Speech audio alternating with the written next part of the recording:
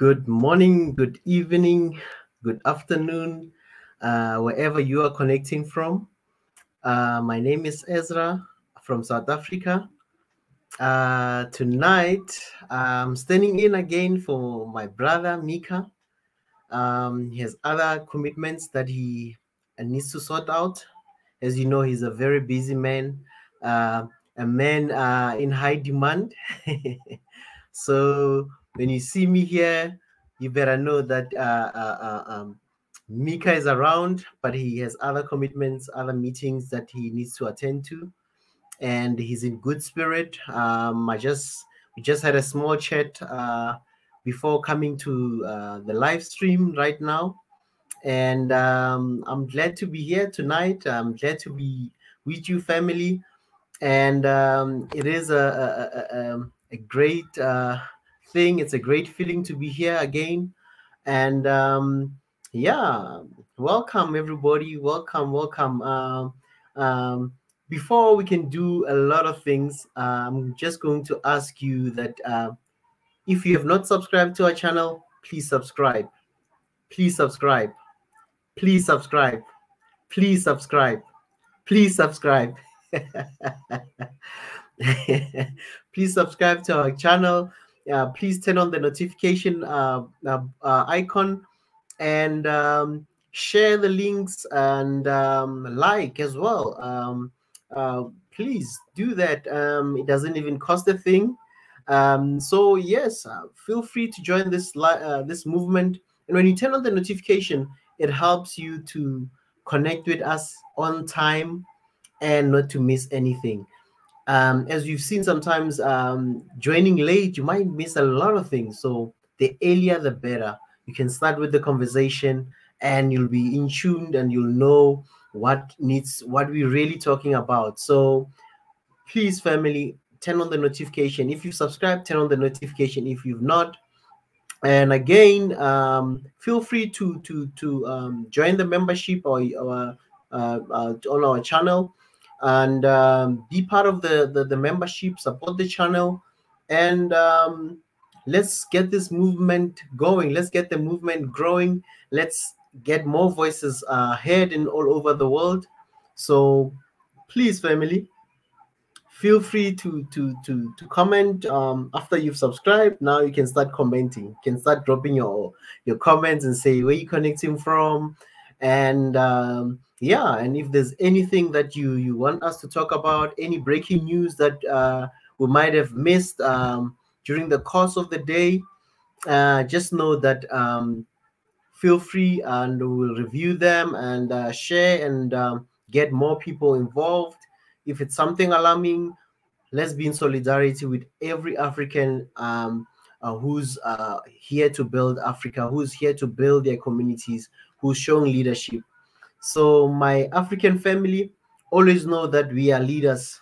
This is just something that I always highlight, that we are leaders in our own way, in our own right, in our own houses, in our own families. Let's show leadership in all that we do, and let's build. Africa needs builders. We don't want people that are just complaining, but we need to come with solutions to build, solutions to enrich others, solutions for others to learn, solutions for others to be part of. So feel free, family, to share anything. If you know something that we might not have knowledge of, feel free to share that knowledge with all Africans and with all people who are joining on the streams, because in all the things that we do, we are trying to build. One Africa movement is here to build Africans. It's here to unite the people all over the world. And it's not just Africa only. Everywhere, people in UK, the Caribbean, France, you name them, in Europe, let's just say the whole continent. If you are in Asia, anywhere you are in Asia, South Korea, China, you are studying, you are working, you are doing business there, connect with us. Australia as well, connect with us. New Zealand, connect with us. India, you are studying in India, you are there to work, or you're there on a learnership or on a scholarship, please connect. And this is a channel for everybody who's out there to also connect and reconnect with your family back home, and also have a say. So this is really a great day today. As you know, it's already evening in Africa. I know it's East Africa. It's already after 9, and in the Central Africa, which is most part of your south and some parts of the north of the continent, it's after 8 as well. And West Africa, they are 2 hours behind. I think in West Africa, it's just after 6.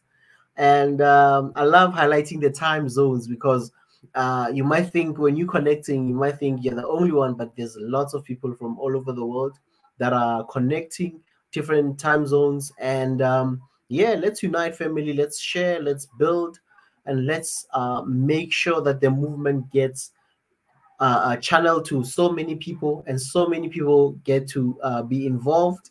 And let's hear the African voices, because we always say we are saying no more to people that describe us, no more to people that talk on our behalf. So this is also a channel where people can say what they need to say, where people can stand and talk for themselves instead of others talking on their behalf.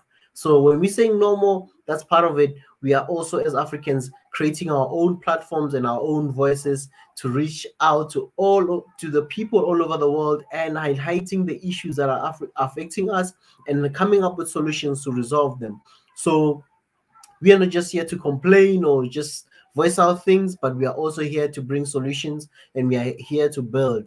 So every time when you join, come up with solutions, come up with ways. When you're raising a problem and saying, we've got this problem in my country, or we've got a problem like this in this continent, also try to think, how can we resolve those issues since you've observed, and then now start building, start coming up with solutions. Because for far too long, we've had these issues we know our issues, we know our problems, but we've not been coming up with more solutions that are bold, solutions that are there to help us move forward. So yeah, as you're seeing problems, come up with solutions, think of ways. And we're not saying your solutions are wrong or right. Come up with ways. As long as you're coming up with something, you're better than somebody who just complains and no other solution, no suggestion, nothing. So please, family, come join the link, be part of the link of the discussions and conversations. Talk to us, talk. And I'd love to acknowledge the people that have been subscribing to our channel. Thank you very much. It really means a lot as you are subscribing, we are seeing growth. We also get motivated beyond the algorithms and beyond all those things. It is an encouragement when you are getting support. Everybody needs support, and everybody needs that love, because out of the base of every person in life is first to be loved and also to express their love. So when you are liking, when you are partaking, whether we agree or disagree, doesn't matter. But the mere fact that you are busy, you are saying something that you are highlighting something that might be of good interest, and it might build us, and it might also open our eye to look at it in another angle. So family, come on, you are encouraging us. When you subscribe, when you comment, it's an encouragement to the team. It is an encouragement to the team on the Swahili Nation. So there's a team, by the way, but yes, it is an encouragement when you partake, when you are part of the team, when you're part of the comment section, when you are also teaching us certain things, because you might say something and you correcting us because you've got the facts, or you've got the knowledge or the know-how. So yeah, family, do that. Keep on subscribing, keep on recommending. Word of mouth is also a marketing. Marketing is not just all about using money to advertise only, but even you talking about us to your family, it is advertising, it is getting people interested. So those are the first places where you can market us as well, and just share and encourage other people to come and join and be part of this movement. So never feel otherwise, never feel that we don't see the good work that you guys are doing, keeping us awake on the comment section, others joining as well. So, and I would love to see more people join family. Sometimes it's good to be on the sidelines, but it's also good to come and say what you need to say, And you never know the power and the strength and the boldness that you have, the power you possess as a human being. Sometimes all it takes is just a step. Just take a step. Just take a step and say, I'm joining tonight, and I'll need to say something, you know. And yeah, family, I'm just gonna go through the comment sections and see some people that have been talking. Zainab Zaudu from Ethiopia, thank you, Zainab. Bezaget Nigatu, hi brother. Yekna Kuchu Gima from Ethiopia. I'm sorry, family. I'm trying as much as possible, but with time, I will learn how to pronounce more, especially more the Ethiopian names, but not just Ethiopia only, but all African names. I mean, we come from different languages, as you know. We're very rich in culture, rich in languages, rich in even our names. We have really unique names, and I'm also trying and I'm also learning. And forgive me if somebody at least some people can come in and even correct us and say, no, say it this way, and it's part of learning as well. So you'll excuse me if I don't pronounce it maybe in, because also a name can also sound, it can also go with your mother tongue or your home language. So sometimes when I say it out, because I might not speak your home language or your tongue, and it might sound different, but I'm trying as best as possible. Who else? Salmon Sete, how are you? I'm blessed, brother. I'm in good spirit. I'm in a good space. How about you, Salmon Sete? Thanks for asking. And who else? And Bezaget as well. Hi from Ethiopia. Welcome. Join us, and thank you to the land of Ethiopia, for the people of Ethiopia, for showing us so much love. Thank you to the people of Sudan, South Sudan, Kenya, Uganda, Tanzania, Rwanda, wherever you are connecting, because some people just connect and listen and not even comment, but we see you are all coming from all over the world. I just want to say thank you. The guys, also people, I want to acknowledge people from Gambia, the Smiling Coast. It's one of the countries that are not popular, a small country, but I'm always blessed and honored when I see Banjul. His name is Abdul from Gambia. And when I see Niger, my brother from Nigeria, I'm always humbled, and it's really a blessing. And we had a brother the day before from Ghana, two brothers, in fact. Thank you to all the people that are joining us, and people from anywhere. Thank you. And not forgetting the people in the US as well. Prof. Ezra, the brain in the US, Chala in the US, Biggie in the US. Thank you for the support and raising the African flag wherever you are. And whoever is in the, also I've seen there's a brother, I think he lives in the UK. He sometimes joins us. Thank you very much for always joining from wherever you are. And our brothers as well. I see my brother here, Rich Francis. That's a brother. He's a member. Thank you, brother Rich. It's always good seeing you. And our brother is from St. Kitts Island. It's in the Caribbean. Family, check out St. Kitts. And I think we're gonna review something. Brother Rich, today, I think I might just hijack and change things up, change the gears, and let's speak about St. Kitts a bit. If possible, I will share the link with you, brother.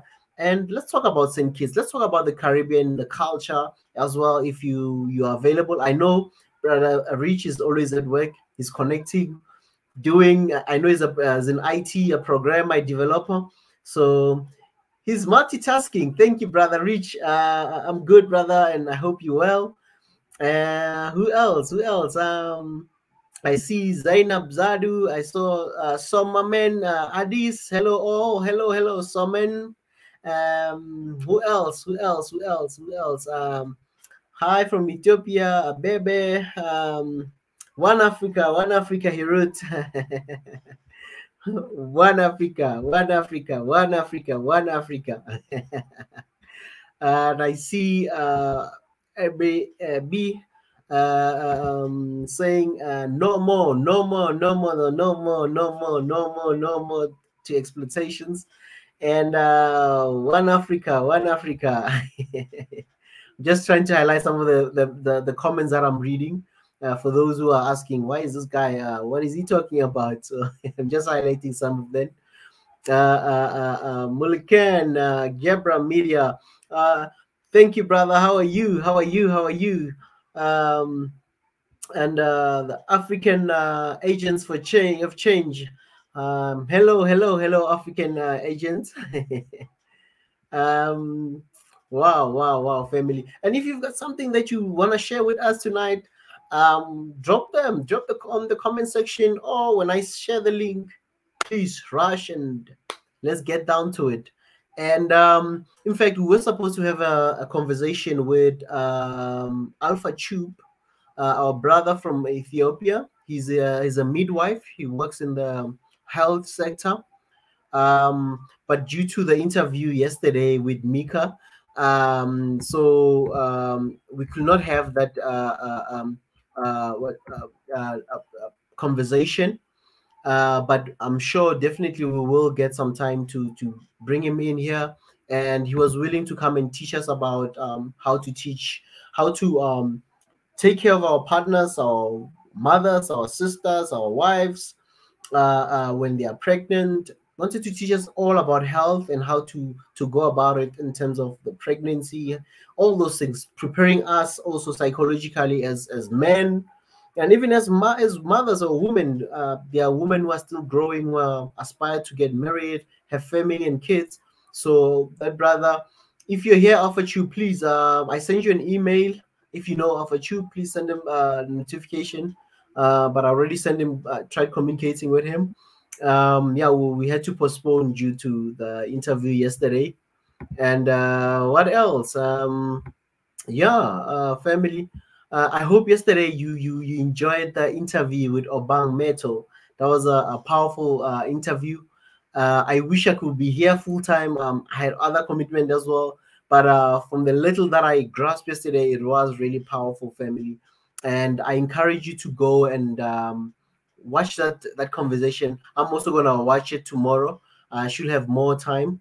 I'll go through it and just review it and learn and stuff, So yeah, yesterday we had that conversation, and that I think Mika said it was more of a conversation more than an interview. So go and watch that conversation with Mr. Obang.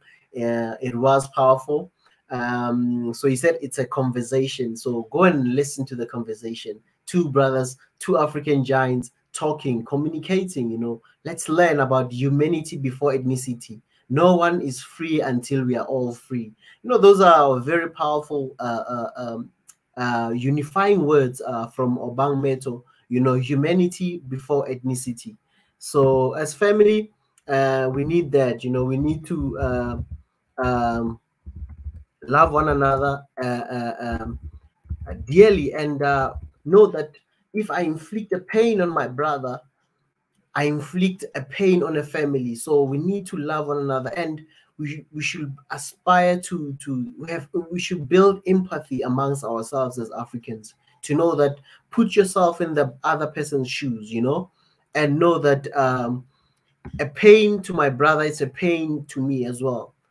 If my brother is hungry or my neighbor is hungry, that affects me as well, because there's a chain that might happen. Imagine if those kids if somebody doesn't get help, or they don't really achieve or what they were built or they were destined to do, and that becomes a societal issue where we have the state or even society now has to carry the burden of people that could not reach their full potential. So we need to support one another. We need to uplift each other up, and as yesterday, as they said, humanity before ethnicity. So have the humility. Ubuntu is humanity. Ubuntu. Have that within us. We need to build Ubuntu. We need to build humanity. Before we can say I'm this, putting your tribe first, always reach out first and think that there are other people out there. I need to show love before I can talk about who I am.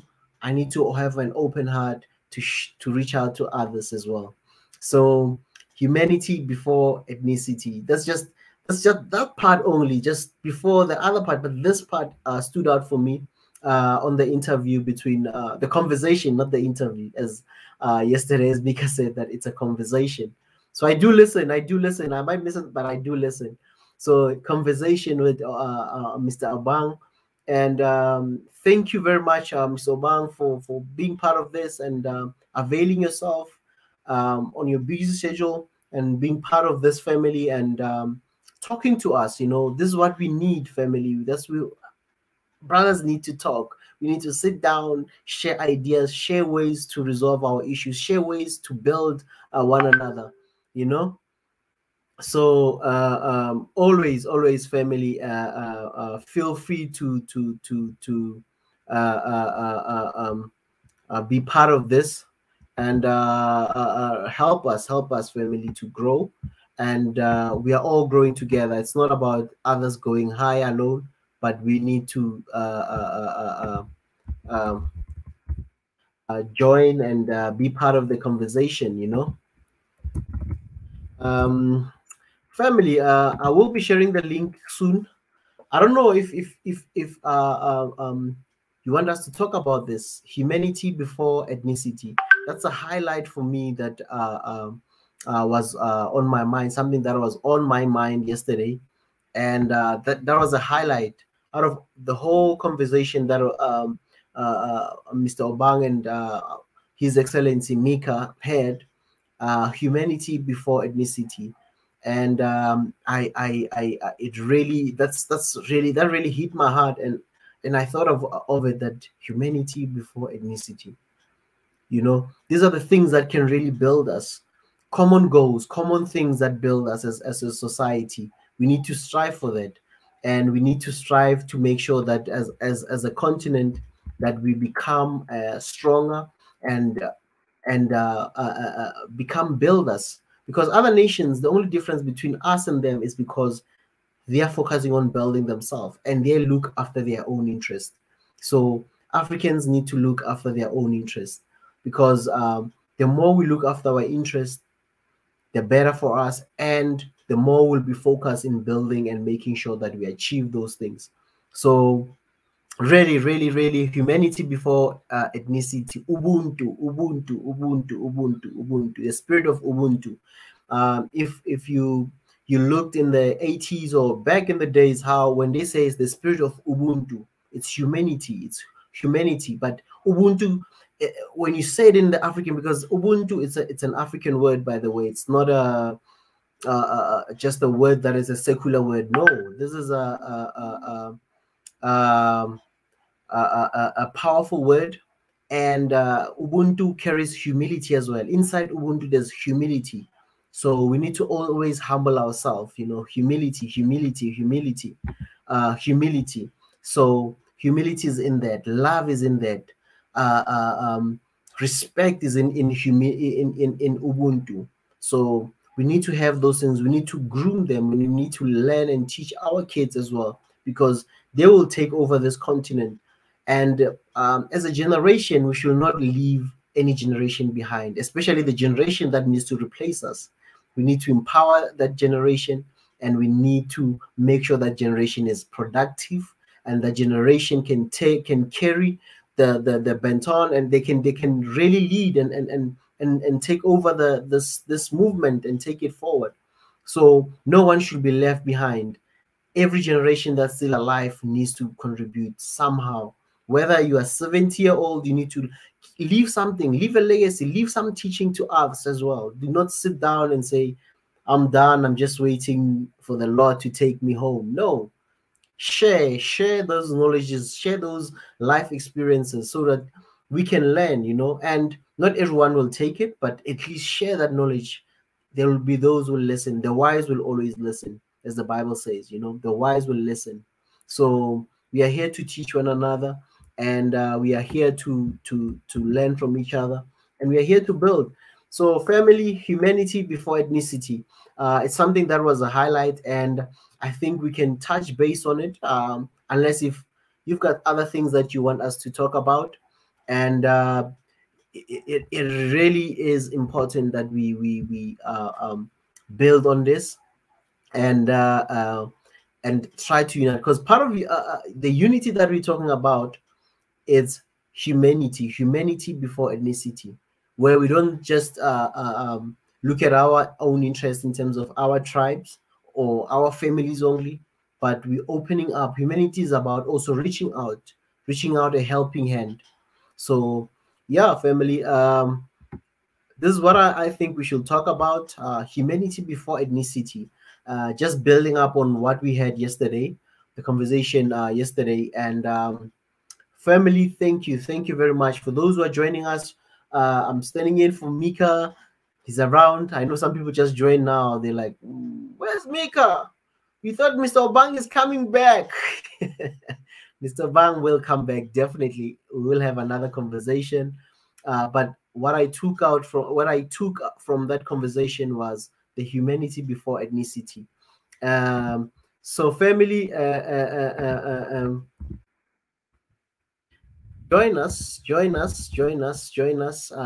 What do you want to talk about? But this is what I took from yesterday's conversation, and I think we should touch base on it. What does it mean to humanity before ethnicity? And can we as Africans, not saying, when we say humanity before ethnicity, it's not about, we are not saying destroy your culture, cancel your culture, and no, that's your culture. It has a history on its own. It's also something that you can teach others as well, as long as it's not for harm, but as long as it's about building and showing the beauty of your culture. We agree with that. We are Africans. We need to preserve our cultures, yes, but when it comes to the common interest of the nation, or the common interest of every person, we need to be humble. We need to have humility. We need to show love. We need to know that, for example, if we are a community, if we're struggling with the same issues of no electricity, no water, that has no, it doesn't even sometimes doesn't even affect, it affects all of us. So your ethnicity, how will it even help you when we have common problems? In Africa, we have common problems. So these are the things that should be really uniting us before anything else. That we should say, you don't have clean water everywhere. We need to have clean water for each and every citizen. We need to have electricity in every part of our countries. We need to make sure that we have roads in every, good roads, and then I'm not just talking about roads, but good roads.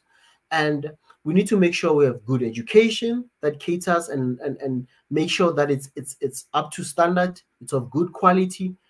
Since education is not also all about academics as well, there's so much. Education is broad, by the way, for those who might think I'm just talking about academic education. But yeah, education is one of them. So many things, family, that we need as a continent to be building on. And if I talk too much, adding too much to it, I'm just gonna share the link, and whoever is ready, whoever wants to join, feel free to join us tonight. And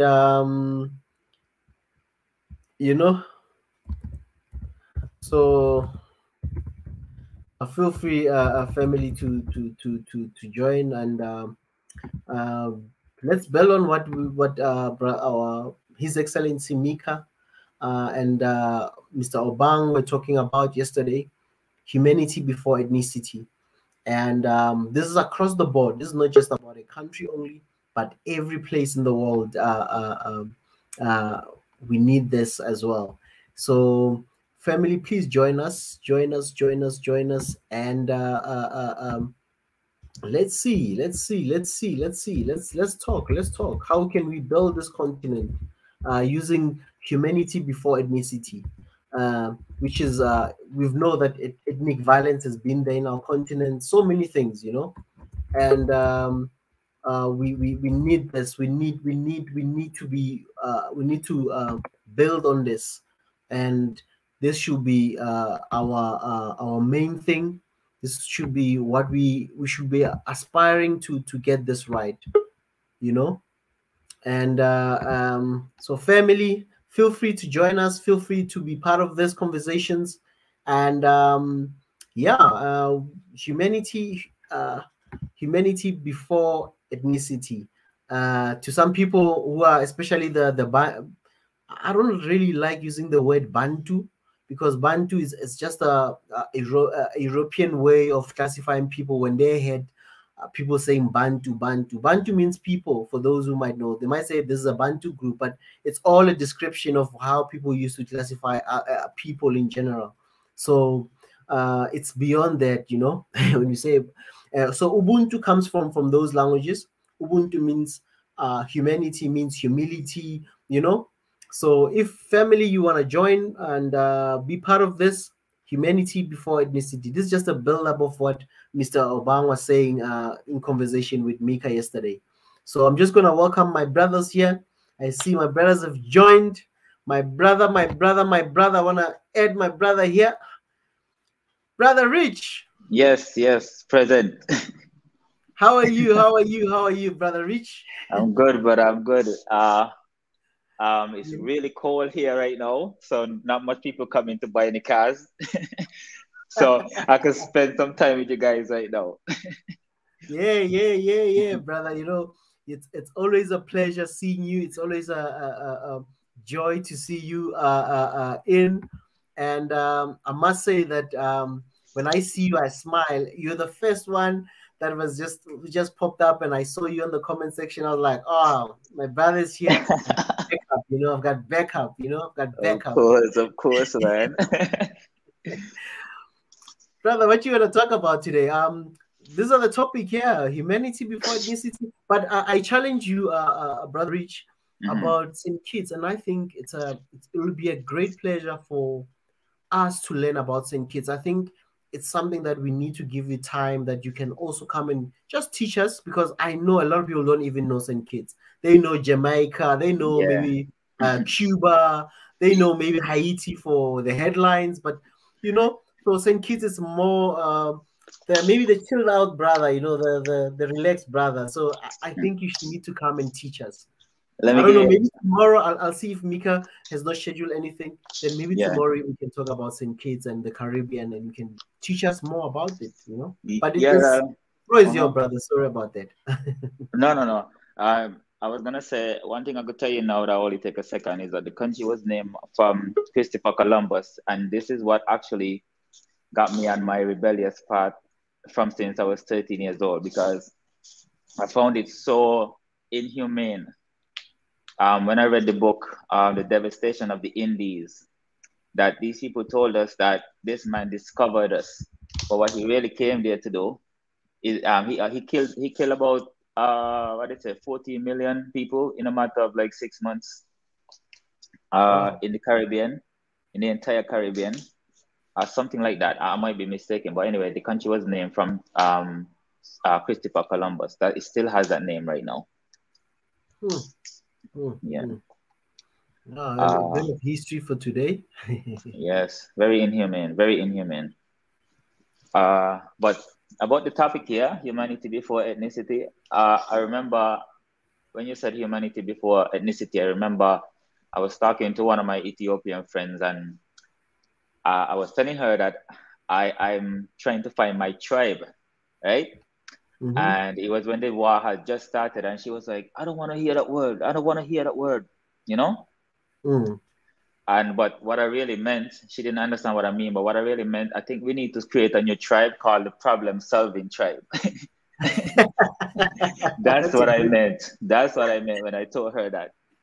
Because all of us, like, it's so inhumane that people from Cameroon are still calling themselves Cameroonian, but the word Cameroon came from the Portuguese word shrimp. And they called it Cameroon because that's when the Portuguese went there, that the first time they ever had shrimp. They saw so much shrimp in Cameroon, they call it Cameroon. Wow.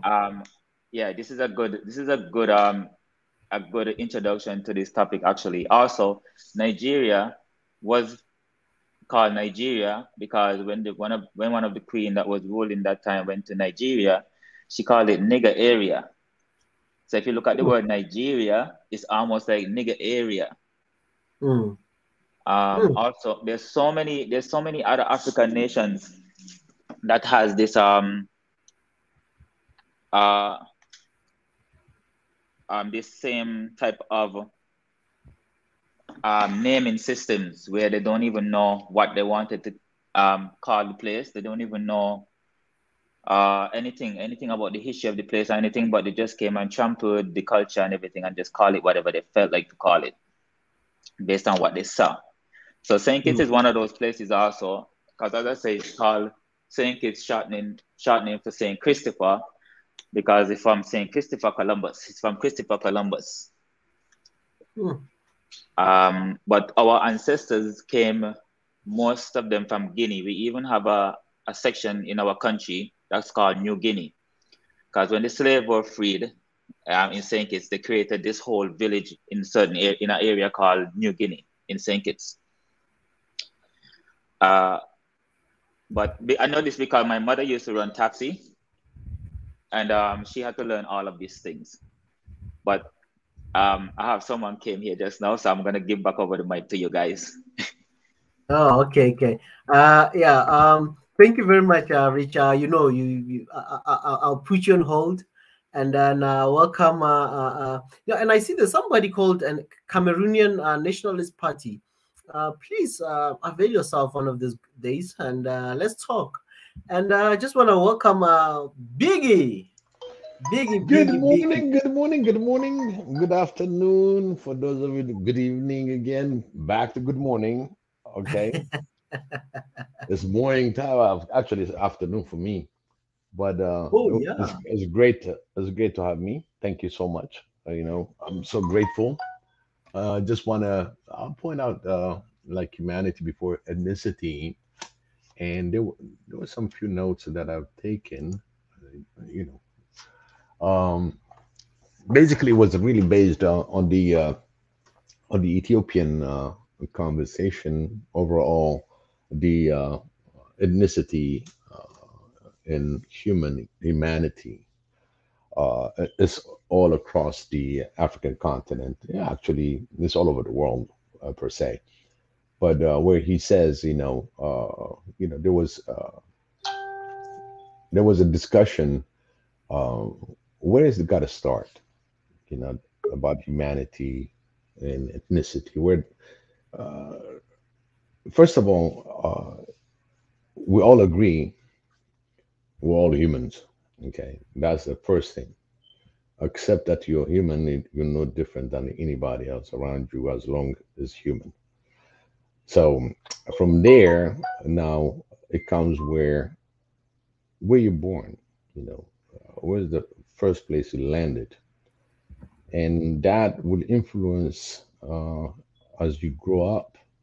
That influences you into a lot of the ethnic issues, culture issues, language issues. All that comes to each individual. So, one note that I've taken from Obang yesterday is we need to have a dialogue among ourselves. That dialogue is start within yourself and your ethnicity, and then understand that you want to be equally treated the way you want to treat others. So anything that you do against humanity, and if it is written in your ethnic group that you are the best or you are the only one existing, I think this is the first thing that you have to uh, eliminate, because everybody, all humans, are equally equipped spiritually to be just human. So we need a dialogue to the on the humanity aspect before the ethnicity. That has a lot of words that we can fill the gap. So our discussion should be based on Africa African, what do we need to improve our ethnic differences within nations? And then on a bigger talk also will be nation and nation to nation. How can we improve the security? This thing comes to the bottom line of down the wire to security of each African citizen to be secured, to have a secured life wherever they live. So going back, a lot of the ethnic issue that we have is something that we learned within our ethnicity. Um, is something that we need to improve on that dialogue. And each ethnic group is the one that's constitute the whole Africa. I'm talking just about Africa because there's others, but let's stick to Africa. So we need to respect each other before you're being grouped in the ethnicity. You are a human being. As a human being, you're going to have to start really talking to yourself how you view the rest of the world. Maybe your neighbor. Your neighbor might be different ethnic group, but how you see your neighbor, how you approach these sensitive topics without offending, but pure love to understand the meaning of you being a human. Because we have a question. Every time that you have a new neighbor that comes, the first thing you want to know is where is he from? Who is he? So there's human curiosity. As you are curious about your neighbor, you may as well be curious enough about your surroundings, you know, where you live, what can you give to humanity, what can you do to improve relationship. One, from what I see based on the constitutions, some of the constitution has to be reformed, some of the constitution within the governing ethnic group has to change. There's a lot of things that need to be changed. So humanity before ethnicity is the number one goal that we have. Global movement, if you look at it, but African ways for Africans, I, which the Rasta teaches us instead of me, myself first, you know. So it is very broad when it comes just to say humanity before ethnicity, because humanity is the first thing that we celebrate on earth. You're human. And what can you do to another fellow human to help him in crisis and in good time, and as well improving your relationship within your other fellow humans? That's where I'm trying to understand a clear how can we change from ethnical beliefs to the general humanity thinking, being part of that movement. How do we do that? Because there's so many dialogues that needs to take place in order to accomplish the humanity reality, because we are a spiritual being first of all, and our spirituality should really overtake on how you see the world. And that's how I see it. It's not a statement, it's not a question, but something to think about. Mm. Mm. Truly, indeed. I think we it also had I also had a self introspection. I'm looking at Dr. Segeda here, saying it was a really humbling conversation, helping us to stop pointing fingers and have some introspection. You know, I also, it got me thinking as well that, hey, this is something that I think even the word Ubuntu, which means humanity, maybe at some point it was just preached and then, but it was never applied. How do we apply it? How do we, I think you've mentioned something about the dialogue first, and also the part that you also mentioned, Biggie, about being a human first before, you know, other things as well. So I think this is just one of the building blocks that you mentioned, that dialogue, being a human first, knowing that as a human being, there's this common things of interest and things that, just like food. I know His Excellency loved teasing me about food, but I love making example about food. Even if you, no matter where you come from, whatever, no matter what ethnicity you are from, at the end of the day, we all need to eat. We all need to drink water. Those are the things that God planted and placed on this earth. And it doesn't matter your social status. It doesn't matter whether you are rich, middle class, poor, educated, not educated, but those are the common things that we all need as human beings.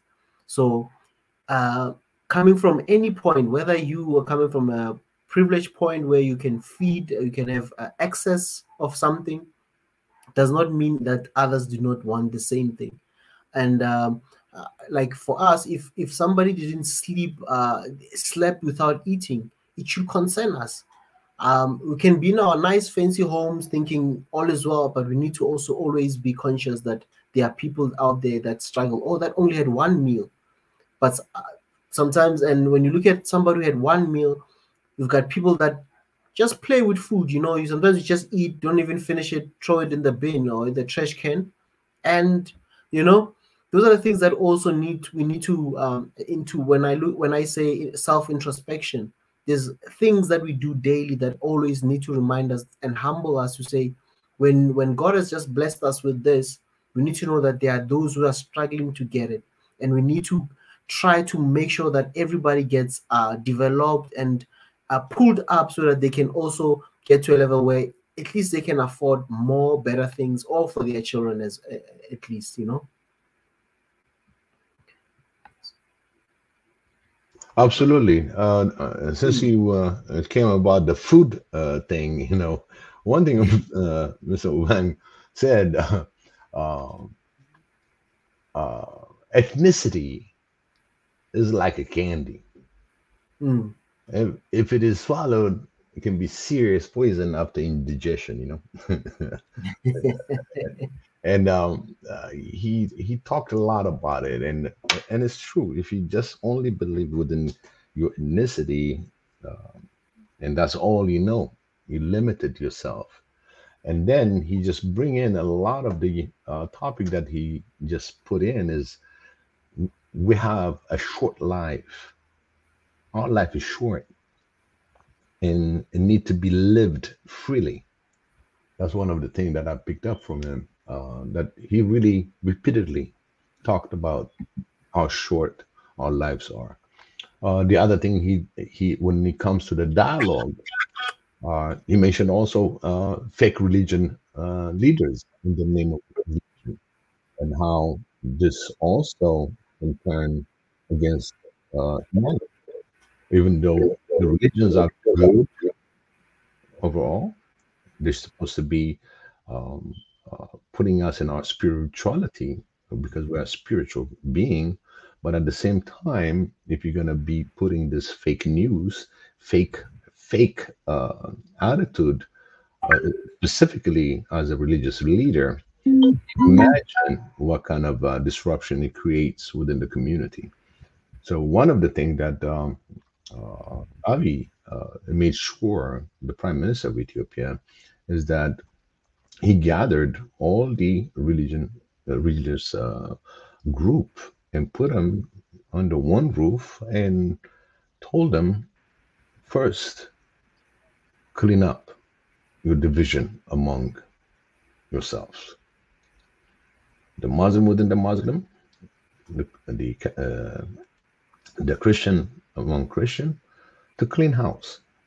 Because he said it affects whatever they preach, it affects the populace. It affects the people, how they think. And that unity created always that unity about our religious leaders always been together because, as you know, the first Muslim that came in and how they've been welcomed in Ethiopia. Ever since, we are very peaceful people. We don't have any problem.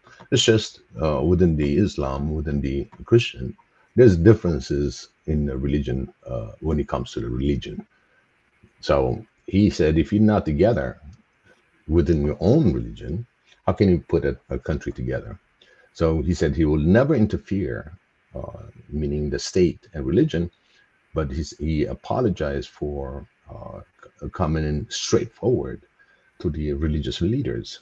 We need leaders like that. He's not interfering. He's just telling them, clean up your act. And that will help us also when it comes to the dialogue. That will, we have one mission, one goal, and we're going to the right direction. Like I said in the past, religion is personal. If you're not true within yourself, how can you practice it? And how do you practice it? It brings you also within the ethnic group that's going to be emphasizing it, really saying, okay, this is how we are. And then never opened up the conversation. The conversation will never have that kind of opportunity. I sent out, in fact, this was very shocking for me, as known the Saudi Arabian ways. They showed that everything is fine and dandy, and they have a great party, digitized party last weekend, where everybody was invited, men and women together. So you have this kind of changes that's really sweeping throughout, between the religion, ethnic group, and all that. And that shows, they want to change because their approach was not right. But there's a lot of question that we have for them when it comes to humanity, the human rights on 33,000 Ethiopians in jail, and how they treated them. And now they thrown a party in the name of being, we are kind of progressing into civilization. Party doesn't give you the definition. And we don't want to make that kind of mistake in Africa. We have to be true to ourselves. We're not going to change because somebody tells us to change. We're changing because we are volunteered inside and trust and value what this change means to understand humanity before ethnicity. That is the one that we want to pick. I'm not going to conform to what the world wants to conform, because we've seen it. They want us to conform as oppressed Africans. No. And that, my friend, we don't have to reinvent the wheel. We use the same agenda that they have, but better for us. How can we treat each other with respect and dignity? Once we start respecting yourself first, then you can respect others. When you start loving yourself, then you start loving others. If you don't have these, you're being living here in this world. You're just a little peg. Oh, he was born, didn't do nothing, and then he died. You're going to pass on. But that also, I'm not going to interfere on what the Almighty has planned for you, because this is something with the Almighty, how he's going to be dealing with you. And he will keep teaching you, he will keep loving you. So when you look at it, yesterday I've been saying and repeatedly sending message, we need to purge all the negativity that we have within ourselves. You got to purge it. Purge if you hate. In replacement, love. You have to purge any unclean thoughts. If you don't want them done to you, don't do it to others. These are the guides that we have, an understanding of mutual respect. We have to purge anything that is not beneficial to us. as a nation, as an African countries in the continent. So we need to purge a lot of things that we think negatively. If it is that negative, you understand it's negative, purge it, put it behind. Be somebody new with a different attitude, understanding humanity. Always make other first to help than just helping yourself. Be selfless. Unlimited love. Create this environment. And it's at home. Very true. Brother, thank you, Biggie, for one thing that I want to add. He said, when you purge, no more lying to yourself. That's one thing that man said. No more lying to yourself. That's a good one as well, eh? That we should be honest with each other, honest with ourselves and honest with be honest with yourself. Don't lie to yourself. It was a great conversation, by the way, yesterday. I mean, great conversation. It just yeah, Mika said it's not an interview, it's just a conversation that they really dig down and question. You start questioning yourself as he speaks. So that was a great experience. I mean, a great conversation. Yeah, and I just want to share to the guys that didn't see the live interview yesterday. I'm just going to share the link that you can check out and watch the full conversation, not the interview, the full conversation that Mr. Obang had with His Excellency Mika. I've just shared the link for that YouTube link. When you have time, please go through it, family, and watch and learn. That was a really insightful interview. And I'm just gonna welcome my brother Alpha Tube. But before I go to Alpha Tube, I just need Brother Rich to finish his point because he had to quickly leave the live stream. Welcome, okay. Rich. Yeah, thank you, man. Thank you. I just was writing down some notes as you guys was talking. Good evening, guys. And go ahead. Yeah, I'll let you go. Continue, Rich. Okay. I think one of the most important things we have to do in order to initiate this thing is that we need to build a database. We need to build a database with our people, for our people. We need to know where you are. You need to know what you study, how many children you have, are you willing to relocate? All these things we need to know before we can initiate anything else. And then we also have to start, like when you build this database, right? Then you can find out who studied media, who studied the power of imagery, who studied broadcasting, and all these kind of things. Right? Because then we can use the power of imagery to then influence our own children, because it's not about one generation or two generations. It's about it's a continuous thing.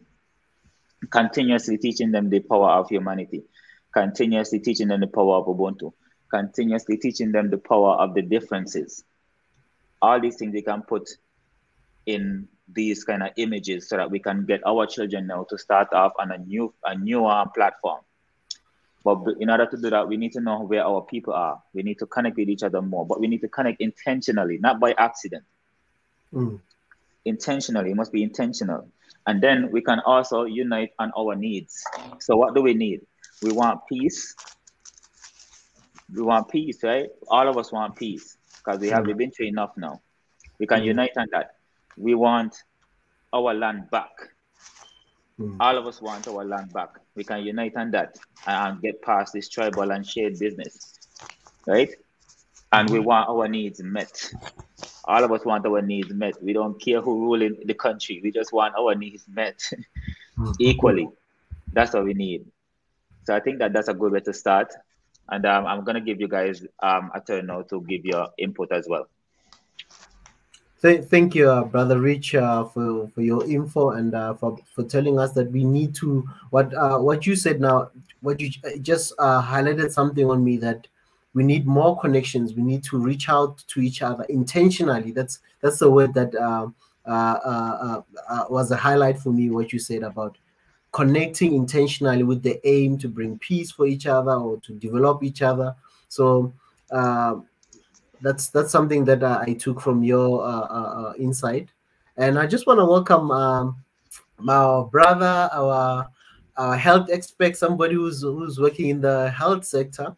We had a conversation a few days ago, and we were meant to have another conversation with him, but because of the interview with Mr. Obang, we had to also move it. And I hope we can get another day. But he's here today, Alpha Tube. Welcome, brother.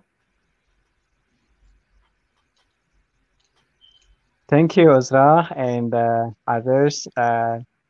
Thank you for having me. Yesterday, yeah, I went to your site when I saw Obang Meto and Mika. It was very interesting conversation.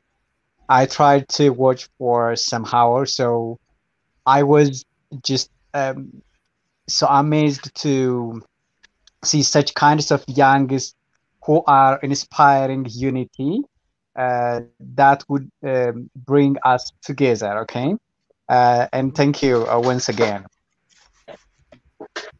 Wow, thanks. So may I continue about your title, Humanity Before Ethnicity? Yes, go ahead. Yeah, you can go ahead. Yeah. Okay, thank you. I think humanity before ethnicity, yeah, it's good because the word matters. Okay, I agree with this terminology, but we have to think that why we say this word today, humanity before ethnicity, why we're worried about our ethnicity. So we need to find the problem. Then when we get that, we can make it clear. Otherwise, if we say that humanity before ethnicity, unless otherwise we define and we agree what an ethnicity means, it is a big problem today, and it will be for a long time. You know, in human history, Africa is put in the first. It is because the human history is started with Black African, especially the Kush. But after a long time of trial, when the colonialists came to Africa, they created the new history. That history is just creating enemy for each other. Okay, they make us not to believe, not to trust each other. For example, in Ethiopia, before the 15th century, the wisdom we had was so different than we have today. Then when we start to connect with Europe and other countries, and when they come in the name of tourist, religion, politics, consular, that is an embassy, and blah blah, it is believed that they started to denounce the culture we have, okay, the wisdom we have, the handcraft, the house type we were building, and so on. For example, I saw a book that was written by a Portuguese. He said that the house type of or building types of Ethiopia seems like they took from the Portuguese. That's very amazing and shameful history. Okay, he took this picture from the remnants of all the building around in Bahadar and so on, but he didn't visit the rural areas and he forgot everything there. So we have to understand what we are worried about, what we are concerned about ethnicity. because ethnicity is a time bomb, okay, buried for Africans, okay? This time bomb at some point in time will destroy Africa at all. So it is good to worry. It's good to concern about your ethnicity, but you are not alone in that ethnicity. You are the mixture of many types of characters, especially in Africa. When you come to Ethiopia, one person may have a trait of more than 3 ethnicities. Okay, it is okay. For example, I'm an Amhara. It's good to belong to Amhara. At the same time, I could be Ethiopian, African, and global citizen. But the problem here is that some people make their ethnicity above all. That is a great problem. Their ethnicity seems very higher than any others. So they don't negotiate with their ethnicity. This ethnicity was given by colonialists. Okay, when they came to Africa, it is because they want us to fight each other, not to recognize what they are doing on us. Okay, when I fight with you, when you fight with me, we buy their weapon. We never have a time to think what they are doing on us. They are taking our resource. They have been taking our resource. They also will continue to take our resource because we don't have time to sit down and discuss our problems. We have tremendous problems, but they are not more than negotiation. If we have time, sit around the table and give respect for each other. Every problem we have nowadays are no more than a table. Okay? But they don't give us a time. Look what is happening in Ethiopia nowadays. They are crying every day about humanity, integrity, and so on. What Al Qaeda, ISIS, Al Shabaab, Boko Haram did than TPLF is doing in Ethiopia, has been doing in Ethiopia for the last 30 years. And now you may have an information what happened in the last 5-6 months in Amhara and Afar region. So to create integrity for Ethiopia, is it good for Europe or America to support Ethiopia or support the terrorist group in the name of humanity, okay, in a humanitarian crisis and so on? The clear intention they have is that they don't want Ethiopia to be stabilized. It is because when Ethiopia gets stabilized, the Grand Renaissance Dam and other mega projects will be finished. And Ethiopia is considered by African as a matter of icon, as a matter of freedom. So African will continue to ask European or those colonials what they are doing in Burkina Faso nowadays. France is just playing a very dirty game in Burkina Faso and other countries. So if we respect our ethnicity, my ethnicity, if you respect your ethnicity at the same time, if I respect your ethnicity and you respect my ethnicity, no problem. I should have to accept you as you are. You should accept me as who I am. Then I can be one group of ethnicity. I can be Ethiopian. I can be African. I can be a global citizen.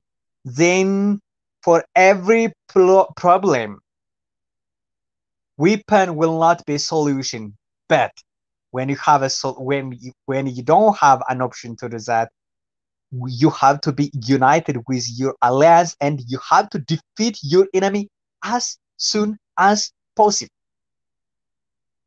There is no justification for Western to have nuclear bomb, but not in Africa. There is no justification for human rights violation in Ethiopia, but not for America that they led Afghan to suffer too much. There is no justification that human rights violation in Africa, but not for America, what it did in Libya, Afghanistan, Yemen, and so on. So that we have to first accept each other. Okay? No matter whatever you have, any types of ethnicity. Okay, don't say humanity before ethnicity. Okay, no matter what type of ethnicity you have. Okay, the problem of ethnicity arises when one ethnicity doesn't respect others. This is my opinion there. Very true. That's why I think Brother Obama was also trying to emphasize the part of the humanity, because I hear your point where you break down the ethnicity part, because we need, as you said, we need to define the ethnicity part and the humanity part, and how they need to work together. And I think when it comes to the humanity needs to address, as we said, you are a human first. There's common things that makes you human, and one of the things, if I can maybe just move back to ethnicity, is I think people use ethnicity as some people use it as a sort of a mechanism to defend their own interest. So whenever somebody feels threatened, they look at their ethnicity, say, my fellow brothers, I've got this enemy, please help me fight this. I think sometimes people run to their ethnicity as a defensive mechanism against whatever might be of interest. And some people use it, obviously, when they feel threatened that I met so-and-so from another tribe or whatever, and this, I'm running to this, I'm garnering support of people that are like-minded in terms of language, tribe, all those culture, and they use it as a mechanism to defend their own interest. And that's some of the things that have been dividing us. But I don't know what other guys have to say. I don't know, Rich, if you're still here, or we can take Biggie, if you want to add on what Alpha Tube said. Yeah, and he's right. The overall of he brought up some the recent events that's going on with the Boko Haram and other terrorist organizations. I think he clearly put it in a way that whenever there is such rise, if it is ethnic groups or tribalism in tribes, whatever that comes, if there's a point that arises, we need to, before anything breaks loose, we need to bring it on the table and start discussing about it. The other thing that I want to add within the ethnicity part, um, this is something you learn once you're born and living that state, the place that you've been raised, and to come to an age to become an adult, and all that comes in, like uh, in America, uh, in the 200 years, 400 years, it doesn't matter when they see black, it's automatically slave.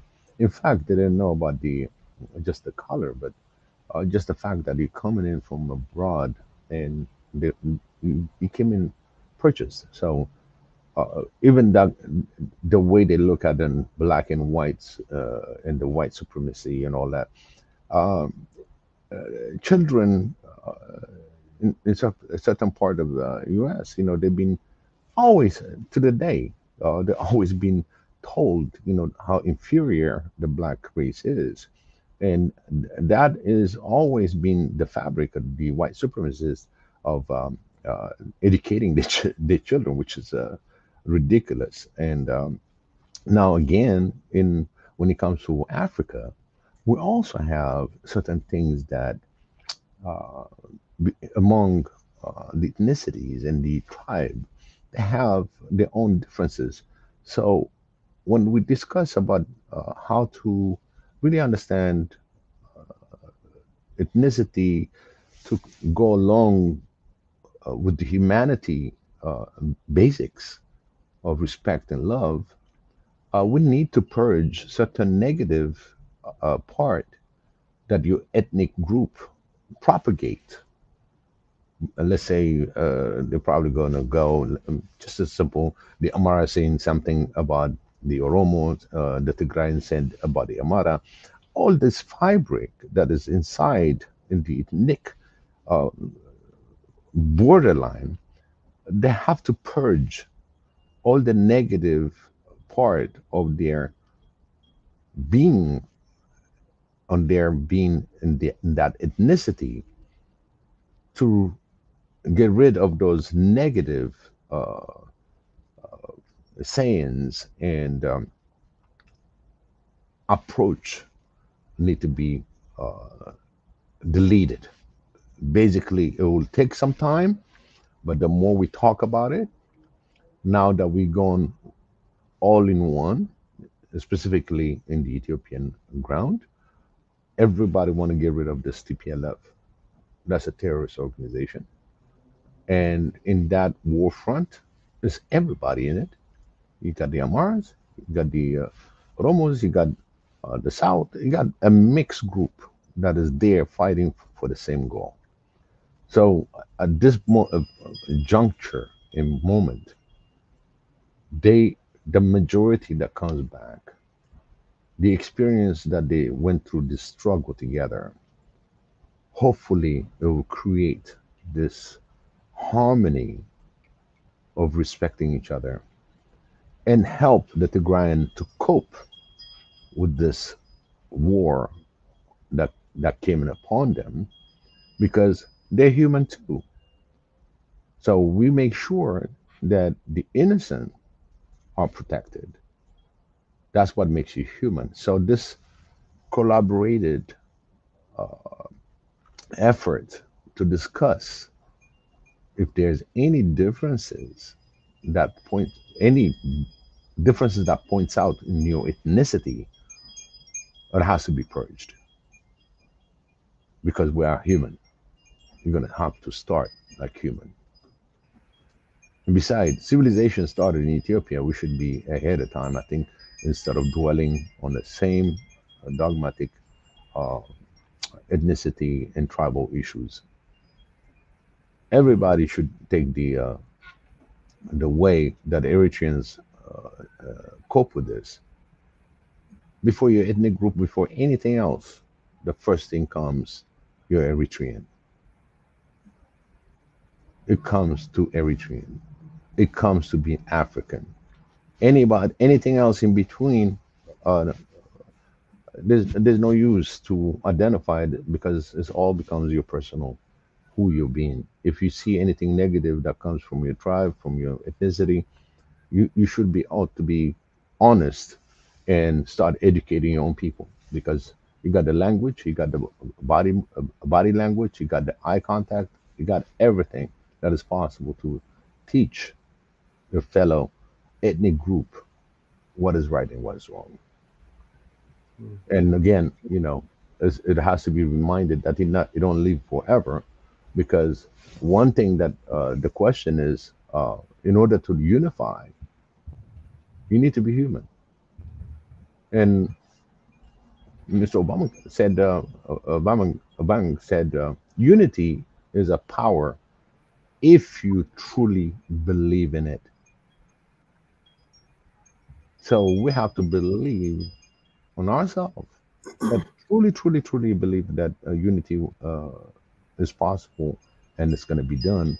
First, let's correct some of the mistakes that we have within our ethnic groups and make sure that we correct them, we purge them, and we're going to have to advance in respect and dignity for another human being. Exactly. And I just want to thank you, Biggie. I want to welcome our brothers here, Dr. R and Daute Till. And I'll first start with Daute Till. and then we'll go to Dr. R. Welcome, Daude. Can you guys hear me? We can hear you loud and clear. Great. Greetings from the diaspora once more. I very much appreciate Swahili Nation and everything you do. It gives me such joy from far away to be able to tap in. I agree with what almost everyone has said. It's really interesting, this question. Like if you look at ethnicity around the world, or let me start this way. Ethnicity it gives an individual a lot of culture, in a sense. It gives an individual history. It's very rooted, and it's very important when trying to not only understand your family, the family history, the family dynamics, or even projecting where you're going to go into the future, but also the environment around you, the nation around you, as many had mentioned. Nationalism is interesting. There are many ways to move from ethnic, like putting ethnicity as the prominent means of identification, and moving to a more inclusive means. For instance, you see in the West, they created race. Race was one way that you could say, oh, I'm not French, I'm not just German, I'm not just American, but I'm white. There's also nationalism, which is a way, say in Asia, you could say, oh, I'm not Mandarin, I'm not, et cetera, but I'm Chinese. And there's other ways for which groups of people have been able to sort of push ethnicity down for the betterment of the group as it gets larger and larger and larger. I agree the goal is to not do away with these things, because as I mentioned, these things are quite important for creating things like culture, for creating things like a history, for creating even like art, etc. Ethnicity and sort of an ethnic background is important in maintaining it, but it can be sort of subdued when you're trying to integrate into a greater whole. And like nationalism is one way to do it, as the gentleman mentioned. You can say, oh, I'm not Amharic, I'm not Oromo, but I'm Ethiopian. And this is in a sense what Western colonial powers attempted to do, because when you nationalize a group or when you create the nation state, it's easier to extract resources from that nation state. But at the same time, you're absolutely right. There's a massive amount of divide and conquer, which is almost a irony of colonialism. And that divide and conquer did exacerbate. So these ethnic tensions historically around, like, with all of the species, are such a prevalent part. But colonialism really exacerbated it, and especially in regions that were rich in minerals, where they had to create that sort of break of community in order to extract that. The goal in getting back to it is it's going to require a ton of education, and it's something that is we're talking about it. And one thing that I always, and I would love to get other people's take on, is when we, especially speaking on Africa and the African continent, it's still, in my opinion, sort of the ingrained colonial mindset of Africa is by the nature of behind when trying to achieve these goals. Where I would say Africa is actually in a very interesting position when trying to overcome incredible ethnic struggles. Around the world, you still have many, especially in developing countries, you have many tribalistic, you have much tribalistic tensions. In the United States, someone mentioned it's political, it's Republican, Democrat, and those people are just at each other's throats almost as much as any group. You see this all across. But in Africa being so diverse culturally, genetically, linguistically, ecologically, the ability to create a body that in a sense goes further than nationalism. Nationalism, like I said, is one way to get there, but it's just a step. Nationalism presents a huge amount of problems as well. But if you're able to get past nationalism and go to a type of universalism, where you can still hold sort of a love for a nation state, a love for an ethnic group, but these things are subverted under the love for humanity, or the love for your fellow human being. Can I interject? That would, yes, go ahead. Can I interject? My brother, no disrespect, you sound very, very naive. Like we should like do away with ethnicity in Europe.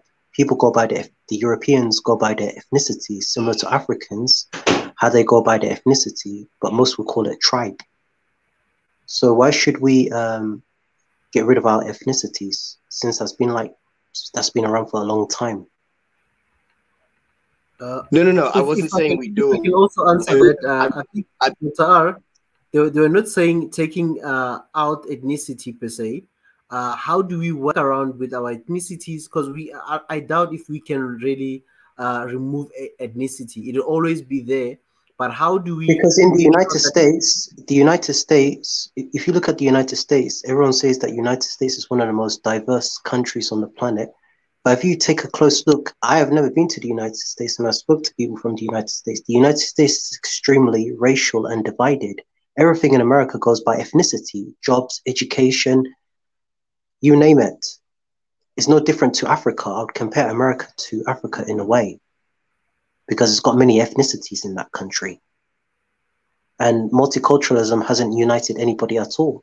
It's further divided people into their enclaves. But I think that's the point that we're saying, that no one is saying that ethnicity will go away as we are just merging something and it just becomes one, and there will never be ethnicity. Ethnicity will always be there, but we're talking about how do we work with our own ethnicity. I think what Biggie said as well, and what I forgot who said it, about before you can say I'm Eritrean, I'm this sometimes, or I'm a Roma, or I'm Amharic, or whatever. You can say, you can use the nationalistic approach to say I'm Ethiopian before anything else. Yes, I'm still Amharic, whatever, but I'm Ethiopian before anything, or I'm African before anything. And the ethnicity will always be part of your history. We're not saying that's being cancelled and we just smile and people become one, because there'll always be something. There'll always be an identity. Even if we try to unite, there'll be an identity of some sort. So I'm not sure if you heard the other guys what they said earlier, but I'll give Dodo Till, please continue, and then answer his question about he said you're being naive and stuff. So please answer that question what he asked Dr. R. Dodo. Yeah, no, thank you. And I'll make it quick because I'm sure other people have such great, wonderful things to say. But as you had mentioned, I'm not in any way saying we do away with ethnicity. As someone who has lived in the United States for most of my life, one of the things that I like, sure, there's a ton of ethnic groups in the United States historically, and you go back to the 19th century, or the early 19th, or the late 19th century, early 20th century, when you started getting a large influx of immigrants, especially from Europe. They had to find a way to do away with the ethnic issues. So if you're a Jew, if you're a Pole, if you're a Italian, and you come to the United States, they're very segregated still, Irish. But what they were able to do was to consolidate these people under race. So ethnicity and race, in a sense, are different. And they say, you guys are all white. And then the Asians, whether you're Korean, whether you're Chinese, whether you're Japanese, you guys are all yellow. The indigenous of the, et cetera, et cetera. And then you guys are all black. So one way to do away, and there's many ways to do away with, in a sense, the putting ethnicity first while still maintaining the love of one's ethnicity, but sort of subverting that for the betterment of a group in which people don't share your ethnicity. One of the ways is nationalism, as I just mentioned, which is you create a nation state and you say, yes, you could be all of these sort of like, you could be all these groups, but first and foremost, you are Kenyan, or first and foremost, you are Japanese. Another way is to create race, or to assume a position in a race. And these are, again, just sort of like building blocks to get to more of a universalism, which is, I think, the goal of putting humanity before ethnicity. So yeah, you're totally right. And like ethnically, but my brother, you do realize that white and black and Asian, it's not a race. What? Sorry, can you repeat that? Black and white and Asian, it's not a race. So in how, what I'm saying is how, especially in the United States and Western, predominantly the Americas, how race is constructed in a way to do away with ethnicity and ethnic tensions was to create sort of like broad very foul, very tragic, but broad arching, generalized notions of like what was previously ethnic groups. So if you come to America, people would look at you and instead of asking you where you're from, they would say, "Oh, you're Asian," which is very general because there's 1.5 billion people that are Asian. But they would call you a race, and so those things were like My brother, can I ask you a question? Do you accept the black label? Because I certainly don't. And these labels in America are fake and stupid. And I will never let anyone give me these labels. Because you have to understand, if white people are so equal in America, why is it that those of WASP descent, white Anglo-Saxon descent, why is it till this day they got the power over all the other Europeans and all the other ethnic groups? WASP, those of Anglo-Saxon Christian descent, those are the people that control America. Well, I would probably disagree with that last statement. As to your first question, no, I think all race is absurd. I think race is the greatest tragedy of modernity, and I very much so lay that at the feet of Western society for creating it. But at the same time, understanding the society which I am personally in, and how race is a very integral part of that society. I don't really have a choice but to accept these types of labels until I move. And I think as a globalized community, America has done such a good job of exporting its culture that these things are just very muddled. But it's there, and it's unfortunate. But personally, yes, you're right about that. America did a fine job exporting this degenerate culture to many continents, unfortunately. Yeah, I would agree, and I have many issues with that. But the thing I was saying is, and I'll wrap this up. This is the last thing I say, I promise. Just a quick response. The thing that I was saying was I personally don't like the constructs that have been created, especially in the nation state, race, etc., etc. But I am saying if you want to ethnicity as being incredibly important for cultural reasons, for historically geographical reasons, etc. They're incredibly important, but the tensions they cause is what we're trying to overcome. And one of the my brother, give me examples of tensions within the African diaspora in Africa and outside of Africa, with the diaspora outside the continent and within Africa. Give me examples of tension. Well, so inside the continent, the brother before us. I'll give an example of why I consider myself to be Somali. I live in the UK and you live in America. All Africans are one. All black people are one. I'm not going to say Africans, since we're all living in the West. I was born and bred in the UK, and this is why I would never call myself black or whatever construct they have in America. I would always go by my ethnicity, because my ethnicity is who I am, my country, my history, my culture, where I come from. But in the UK, Somali people were never classed as black, and they were excluded because they were of a different ethnic group. They didn't know what we were, and because of our language, because of our culture, and also religion, in the UK, 99% of Somalis go by their ethnicity. They don't go by black or African, but most Africans will go by this fake construct, and a lot of these Africans are losing their culture. But let me ask you a question. We held onto our culture. If you look at other Africans, they have all these.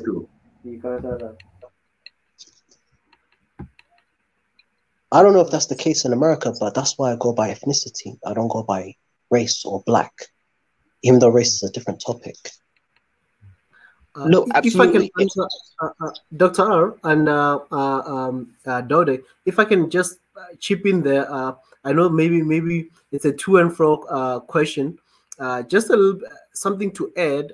Coming from a country with also a lot of ethnicity, if you want to put ethnicity and race, history of race as well. I think when you look at it, it also depends on from country to country. Ethnicity and race can be described in different forms. Just like how you in the UK, they classify it in a different way. But in the US, they might just say any person from African descent, probably if you're not from North Africa, they'll probably classify you as black. So I think sometimes we need to also look at the regions and the places. Every country kind of use a different form. Like in my country, they'll use race more than maybe ethnicity. And sometimes when you see white people, you find that there's Germans, there's Dutch, there's whatever. They know who they are, but when you see them, just say white. So I think we also need to look at it in that My brother, perspective. I'm giving you. I understand where you come from, but what I'm trying to tell you from the UK, I'll give you an example. Like with black, you've got the Somali, the class, for example, Somalis as Somalis ethnicity, but all the other Africans, this is what I've seen from the media, they'll class them as black. I'll give you an example. Let's say if a crime has been committed, you got a right-wing newspaper like the Daily Mail in the UK, if you've heard about it. If a crime is committed, they'll mention the person's ethnicity and religion. Let's say if the person is Somali and has stabbed somebody or robbed somebody, they'll mention his ethnicity and religion. But if it's a West African or someone from South Africa, they'll just say black. And sometimes they also use ethnicity. Sometimes they do use ethnicity. No, but I'm saying is there's an agenda. Like this is what I've seen in my 15 years reading the papers. I even called up newspapers. Why is it for this ethnicity? This is for Asian people as well. A Pakistani, if he commits a crime, they'll mention his ethnicity and language. But if it's an Indian, they'll just mention Asian. They're not going to go into detail about his tribe. I don't know if that's the case over there. No, in South Africa, they'll mention the ethnicity. They'll say Indian. You know, so I think that's why I'm saying sometimes it also the country, how the makeup of your country and how the history as well in terms of how it is integrated different people from different places also plays a role how they define things. Just like in America, if you have mixed race heritage, you still black or they consider you African. So that's why I'm saying sometimes we can't really say it's one thing per se. Depending on where you are, the different countries they classify it differently, and then in other African countries they might, let's say we go to maybe Ethiopia, maybe they might be more they might use ethnicity more than saying race, because maybe it's mostly people, even though the genetic makeup is different, but they'll maybe look at it in an ethnic way instead of a racial way, because they don't have a lot of history of the race, different races coming into their nation. So that's why I'm saying it also how the language they use. But if you look at it, somehow it is a bit similar, but it's just how they classify things in the country. It's different from country to country. But just want to give others a chance. We'll come back to this one, and I'm not sure if they want to also say something. Josie, I want to give Josie. Yeah, may I say something, please? Yeah, Josie, you'll be next, and Rich, you want to say something? Oh, okay, I'm just gonna go to Josie. I'm gonna give Josie a chance. Then we're gonna go to the brain, Ezra, and then we're gonna go to Dr. Tedeke. He said he gave you chance to come in. He said he was gonna come in late, but he's been on the comment section. So Josie, welcome. Okay. I don't know whether you can hear me. It's because there is a bit break here because of connection problem, I think. And plus, I have called. I'm sorry. And first of all, I would like to say thanks to God for being in such condition of being united or making such movement, such holy movement. As at the very beginning, I wrote a comment, and this is a holy movement, and we all have to share with all channels and social medias to reach all Africans, all lovers of Africans as families. I said, I wrote this, and I hope most of us should make this to reach all citizens of Africans, all families of Africans, all lovers of Africans. That is what I wanted to say. And as far as your topic of discussion is concerned, humanity before ethnicity, which one precedes? Which one is elder? That is the main question that we have to raise. You know, there was a stem called Adam, and this stem uh, developed many branches, many sticks, many leaves, many fruits, and other barks and so forth. And none of these parties have been what they are by their own willingness. And so, if it is not, if they are not, if they do not become what they are now, it is no need to make argument on their identity. That is what I want to convey. We have one stem, Adam. We all human beings have one stem, one root. We are descendants of the same thing, the same stem. And so we don't have to make distinctions. We don't have to stigmatize each other. We don't have to discriminate each other. There is no one who became Oromo, who became Amara, who became Australian, who became Italian by his own willingness. And so we don't have to make such create such problem. We have to think of how many years we have on this earth, and we have to think of the satisfaction we get from being united, from loving each other, from making something fruitful, something joyful, something uh, uh, successful to all races on this earth, so that we get satisfied. That is what we have to think of. And recently you raised of Ubuntu once and again, I heard. Am I right? uh, you raised of Ubuntu, and I read about Ubuntu in many studies, books, which is related to traditional system in our country. And this traditional system has made its root on humanity. Every institution in the system is based on humanity. So, to become a member of that institution, what you are asked in Ethiopia, not other place, just in Africa, Ethiopia, what you are asked is the first thing is just your humanity. And then you can be a member, I can't say citizenship, but a member of that society, just because you are a human being. And so we have we have many traditions. It's like Ubuntu. I forgot actually the others. And so we have to develop, we have to make the world know these traditions, these institutions through such movements. And so we don't have to separate each other. We don't have to discriminate each other. Just we can't have ample time to love each other. The time is not enough to think positive for each other, to help each other, to assist each other, let alone discriminating and fighting on irrelevant things. That is what I want to say. Lastly, I want to have message to the audience. My message is I don't know how many people are viewing or watching this program. If we all share these programs, these holy channels, these holy movements in different medias like Facebook.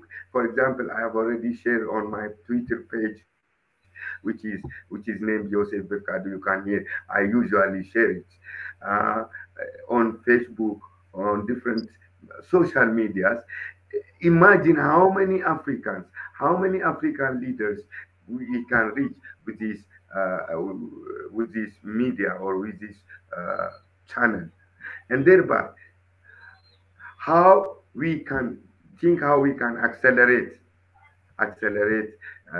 the movement we are making to reach the whole world, not only Africa. That is what I want to be.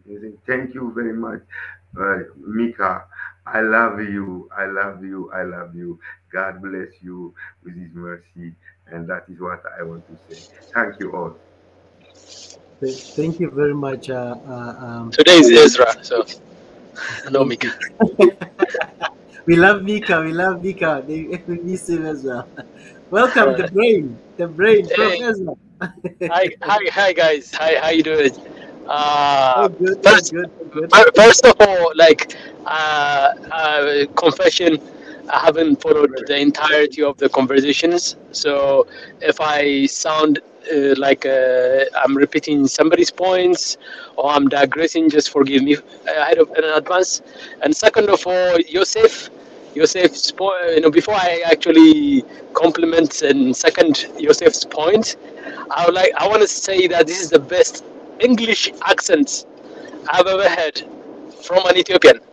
So, and I think that's it's pure Yosef, and I love it. So I just want to just compliment the accent, Yosef. I mean, your English accent is perfect. I love it. So some of us we just don't have a proper accent. Sometimes we sound American, sometimes we sound Ethiopian, sometimes we sound African, but you sound like yourself, and then I like that. So just wanted to say that. But I think like I like the fact that this topic is an extension of yesterday and yesterday's topic. So by the way, I'm driving, so bear with me. Sometimes if the noise in the background is not is making this conversation a little bit uncomfortable, but bear with me. But I like the fact that this is a conversation as an extension of yesterday.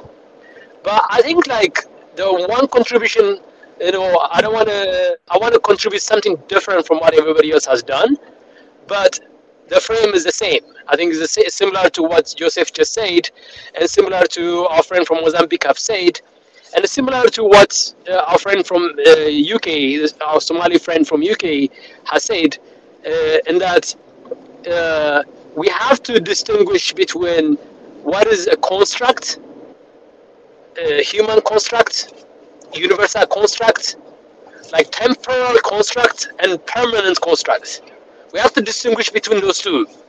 Sometimes, we're like, when we are trying to say, oh, do you accept blackness as a definition of Africans or not? We are discussing, do you accept this temporary construct of this or not? So, like, you could say no. I don't accept temporary construct, but it's not when we are saying that African people and black people and Somali people and Ethiopian people, that is a very temporal construct. It's a temporary construct.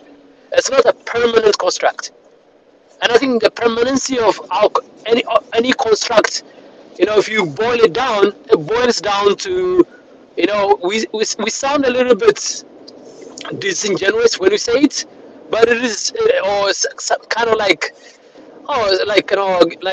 goody doey kind of like we're trying to make it rosy and nice. When we say humanity is probably the most permanent of any construct you can think of.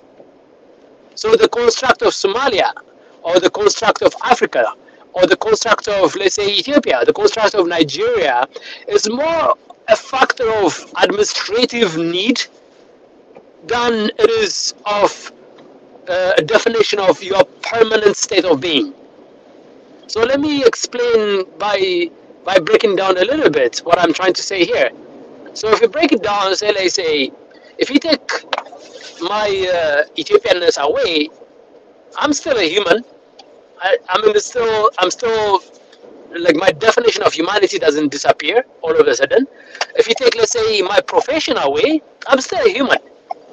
If you take the color of my skin away, I'm still a human. If you take the income category you would like to place me into, I'm still a human being. If you take away where my DNA, my connection to a particular group of people who brought me to these planets, gave birth, what Mary go around and then had pregnancy and then gave birth to me. If you take that away, I'm still a human being. Humanity is what remains of, if you take all these layers of temporary assignments, if you take them away, when you'll be left at the core of it, what's called humanity. That means like I'm hungry, and my friends from Somalia gets hungry. My friends from Mozambique gets hungry. My friends from America, every one of them gets hungry. We all get hungry, so we have to go and find something to feed ourselves, to sustain ourselves in the physical sense. Or somebody else gets hungry intellectually, like in China and in Central African Republic and South Africa or Costa Rica. Doesn't matter where you are, your mind gets hungry for knowledge and stuff. Those are essential, permanent humanity. If I die away today, the notion of being hungry doesn't die. My stomach being hungry stops being hungry because I'm dead and I'm buried 6 feet under. But the notion, the idea of a humanity that always needs to sustain itself in a physical sense, in an intellectual sense, in an emotional sense, still remains. So what I'm trying to boil it down to, that like when we say humanity, I think we need to understand it in the sense that what is permanent between us. So then, if Somalia produces something that Ethiopia doesn't produce, like to satisfy my hunger, intellectual hunger, or physical hunger, or emotional hunger, or spiritual hunger, then I go shopping in Somalia. And then I relate with my Somali brother who connects with me in that basic human sense. And then the constructs that we have between us will just be for managing the transaction that takes place between us. So there's some kind of like operationalization of relationships here. So that if there's any tension between us, we have a way of resolving it. What we've done over the past 500, 600 years, we've bastardized these relationships. So I can give you an example of, there's always been black and white, but it was never weaponized until I think from my friend from Mozambique, who's well read about this, can add a little bit to this. A Portuguese guy who invented the notion of black and white, where a black is 1/3 human, blah blah, and then it justified. Then it was used to justify the enslaving of people that are considered from Africa, and then it followed the notion of dark continents that needs to be civilized as another extension of that, the 14th century, I think 16th or 15th century construct. So the bastardization of differences that are like nominal differences that are used for demarcating borders and boundaries and relationship, and for managing administration of relationship, were absorbed by people who weaponize those things. So what we're trying to do is we're trying to get to those basic things. The conversation yesterday was like, let's get to the basic things that connects us, and then build from the top up. And then if we say, I'm proud Oromo who loves my language, but I also have a faith, a Christian faith, which is slightly different from another Oromo who is a Muslim or animist, okay? But at the same time, I'm from the Showa side, and then I have my other Oromo who's from Borona. So I'm adding layers and layers and layers of this additional temporal constructs on top of that humanity. And then what I do is that I'm not going to discriminate on another Oromo because that person is from Borona. I'm going to say, you know what, at the end of the day, we are the same, we are similar. And then I'm not Oromo, somebody's Amara, but at the basic fundamental we connect. But our language, our culture, maybe our faith connects us. I might not connect with that person through my tribe, but I will connect to that person through my religion, my faith. So then those constructs are easy to manage once we have that kind of understanding that essentially whether you have a British accent or an African accent, or an American accent or an Ethiopian accent speaking English, essentially we're the same. Whether you are articulating your thoughts and your ideas, whether you can verbalize your thinking, your feelings and your emotions, your understanding and your faith, it doesn't matter, because essentially you're a human being. Whether you are fourth grader or a PhD, I can take those layers out. I still boils down to if I'm a shepherd in the out in the no man's lands of Afar, and UN something director in the capital city of Addis, it doesn't matter then, because it's still the same. We're still essentially the same. It's just the temporal constructs can then be easily managed. Then they cannot be used or they cannot be weaponized.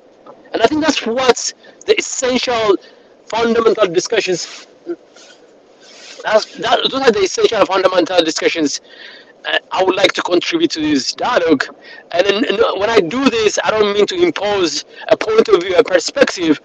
What I mean to do is to challenge and push the barriers of our thinking and our approach of understanding what we're trying to achieve here. So thank you so much, guys. Thank you very much, the brain, the prof, always insightful, and a lot of analysis right there. I want to give Dr. Tedeke the platform. Welcome, Dr. Tedeke. And I just quickly also want to welcome Mo and Fentahun. Welcome, brothers. But I'm first going to allow Dr. Tedeke to come and comment. He gave everyone a chance. He could have been here. He could have been the first one. But he said, I'll let everyone have their moment and then he'll come in. Welcome, Dr. Tedeke. Thank you very much. Can you hear me very well? Can hear you very loud and clear from my side. Okay. So I wanted to let others talk about something because it gives you an opportunity to learn something, and then you can comment later. Or it gives it decreases the burden, I would say. So I mean, I've listened to all of the comments, and I think it's perfectly good. But I would like to, we are all human beings, right? And at the end of the day, unless we had opinions about, unless we had different opinions about all these things, then there wouldn't have been any need for discussion, right? And there are differences of opinion, and it's not as simple as everybody agreeing putting humanity before ethnicity, because it seems easy, it seems very logical, rational, but at the same time, people are not always rational. People are also emotional. People are also social. And ethnicity is a social construct, right? It's a social construct. It's how we are being brought up from childhood. It's related to our birth site, and it's related to our culture.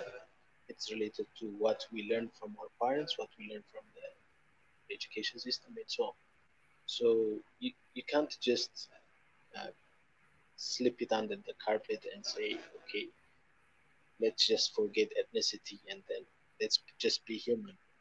If it was as simple as that, then the world would have been like paradise, of course.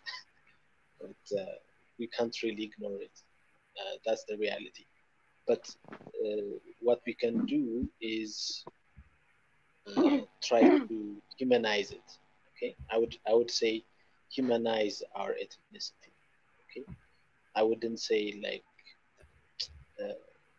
give priority over one over the other. I would say humanize it. So it's kind of integrating these two. Somebody was mentioning about the difference between race and ethnicity.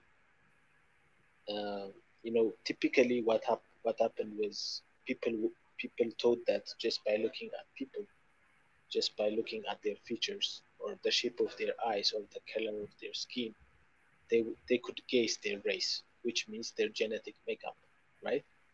But the reality is, all of us, in spite of our melanin level, in spite of the shape of our eyes or the shape of our chin or the shape of our nose, 99.9% everybody of us are the same at a DNA level.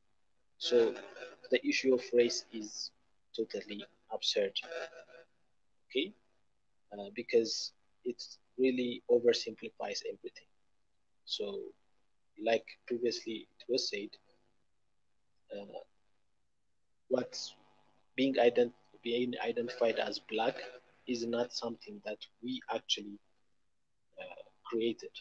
We had ethnicities. We didn't say we are black or something like this. They told us we are black because they, they felt like we are different. Okay, so and we say they are white because somehow they are different. Okay, from what we see from outside. But at genetic level, we didn't see them. They are not different than us. Everybody are the same. So I would say race is totally something which is oversimplifying things. When you come to ethnicity, it's about identification, and I would recommend people to read a book by Francis Fukuyama, this identity, the demand for dignity and politics of resentment. You know, people start identifying into ethnicities, uh, especially when there are some resentments or when there when there is some kind of targeting by other groups or due to political affairs and so on.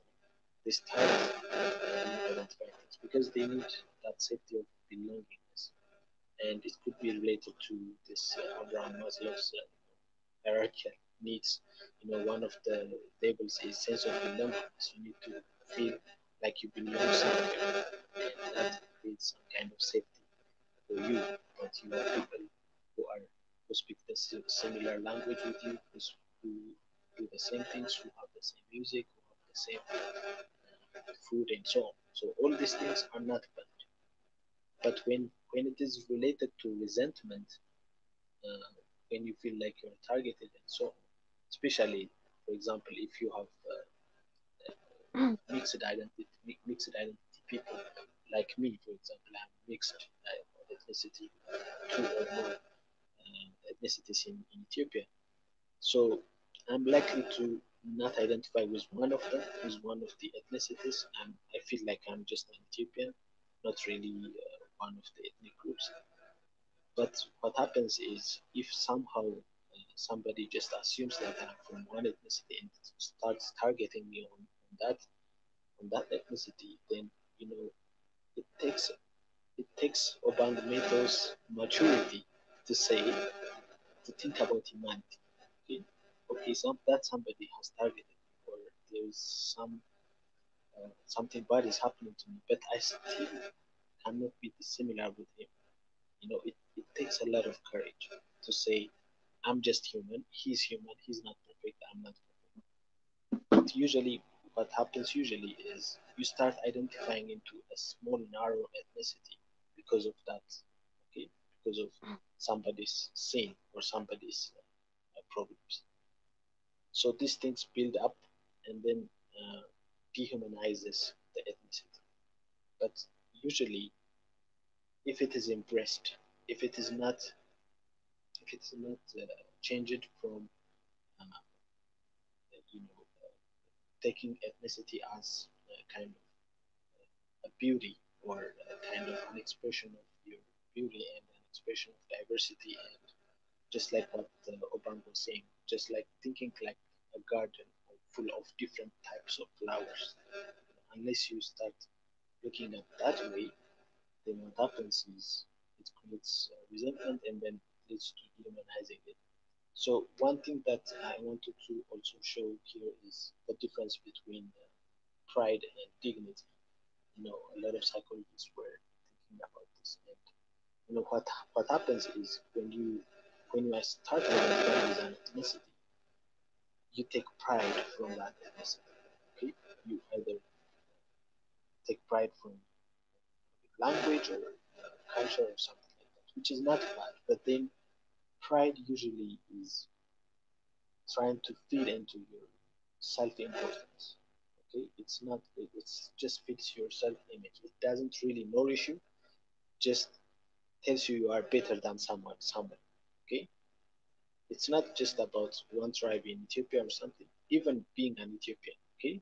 Okay, you can take pride in Ethiopia, but do you, if you feel like you are better than a Kenyan, if you start feeling like you are better than a Sudanese or something, then that's where you should say no more. Okay, you are dehumanizing yourself. Okay, you are saying you are better than another human being. Okay, so there's a line between that pride and dignity. So we need to be dignified, and when we feel dignified, there's humility in it. There's not superiority in it. There's humility. There's there's a sense of like nourishing yourself and saying that you are not perfect and the other person is not perfect. You are not better than that person. So um, instead of starting to criticize others, you start or judging others, you start introspection. Okay, you say, okay, although I'm from a certain ethnicity, it doesn't mean that all people in that ethnicity are bad or good. Okay, what happens is this stereotyping and attribution to ethnicities when whenever things happen. Or you can see all the comments, some of the comments that we see in our chat group. Somebody may say, you know, Amhara are this, Tigray people are this, Kenyans are like this, Sudanese are like this. That's where we fail. Okay, as human beings, each one of us have different, uh, you know, each one of us are not perfect, and each one of us have problems, and you cannot really attribute that thing to a certain ethnicity. In all ethnicities, there are bad people. In all ethnicities, there are good people. That's where dignity comes in. Even if there is an atrocity against you, you don't attribute it to that ethnicity. What you do is you don't judge them. You say they are not perfect. Okay, there are people who do these things, and I'm not them. And it takes a lot of courage to actually do that. And it takes a lot of process. It takes spirituality. You know? I know, at least in Islam, for example, uh, there's a quote which I don't remember. They say it's like tribalism is like it's like garbage. Okay, so it's something stinky. Okay, so spirituality doesn't really, and in religions don't really kind of promote uh, this kind of divisions, but human beings are as social beings they actually have that. So I think we can try to bridge uh, the the pride uh, bridge the pride that we have from the ethnicity, from the culture, from the nation or the country that we are in, and shift it to dignity, which is related to spirituality and humanity. Thank you. Thank you very much, Dr. Tsedeke, for your insight. I'm just going to give the floor to the only lady amongst 9 brothers, Deborah. Can you, Deborah? Yes. Yes. Feel free, Deborah, to express yourself. And I know that you sometimes love speaking your language. And I know Big is here. A lot of people can translate. You can feel free. The floor is yours, Deborah. Hello, everybody. Mm, me English total little bit, but I want to use your language.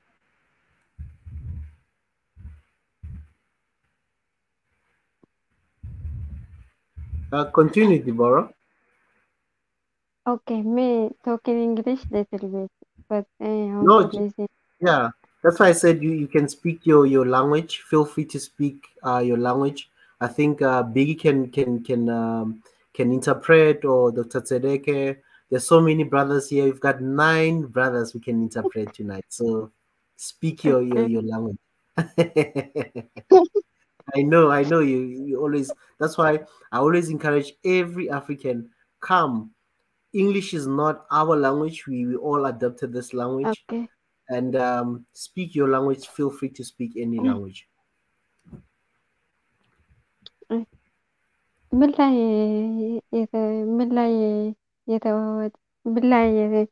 ትላንትና አይደለም ትላንትና ወደ ቻይና እና አፍሪካ ነበረ፣ ቱርክና አፍሪካ ነበረ። ዛሬ ምን ላይ ነው? ይኸውልሽ እንትን ላይ እያወራን ነው። ትናንትና ዶክተር ኦባንግ መጥቶ በዘር ላይ የተመሰረተ አሰራር መፍረስ አለበት ብሎ ነበር።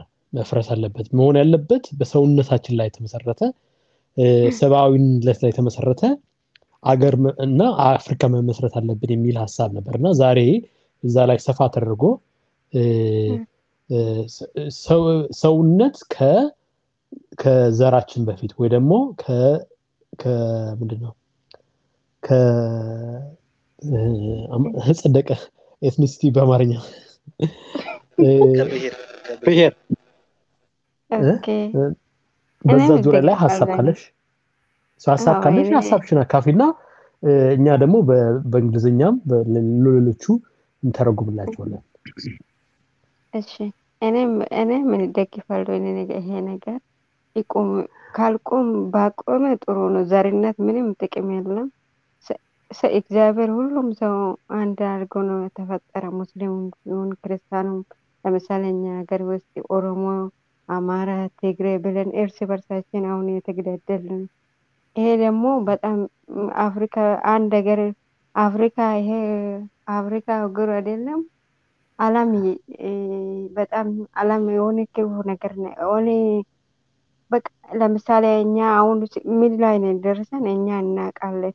ምክንያቱም አሁን በዘር ተነስቶ ነው ይሄ ሁሉ ህዝብ እየጨረሰ ሁሉ ንብረት እየበተተነ እና እኔ በፊቱም እንደዚህ አይነት እኔ አልደገፍም፣ ዘርነት አልደገፍም። እኔ ለምሳሌ የኦሮሞ ተወላጅ ነኝ፣ ኦሮሞ ነኝ፣ ግን አልደገፍም። እንደ ኢትዮጵያ ነው ራሴን እንደ ኢትዮጵያ ነው እንጂ ዘርነት እግዚአብሔር ማን ነው ኦሮሞ ፈጥሮ ሌላ ቀራል ሌላ ተው ማን ነው አማራ ፈጠረ? ይሄ ጥቁሩም ነጩም አንድ ነው። እግዚአብሔር ለሁሉም ነው። ስለዚህ ይሄ ነገር ቢቆም እኔ ደስ ይለኛል። እዚህ ላይ መቆም ጥሩ ነው። ለምሳሌ አሁን አፍሪካ ውስጥ ለምሳሌ ነጮቹም አሉ፣ ጥቁሮቹም አሉ፣ ሙስሊሙ አለ፣ ክርስቲያንም አለ። አንድ ላይ ከሰራን ተረገዋለ።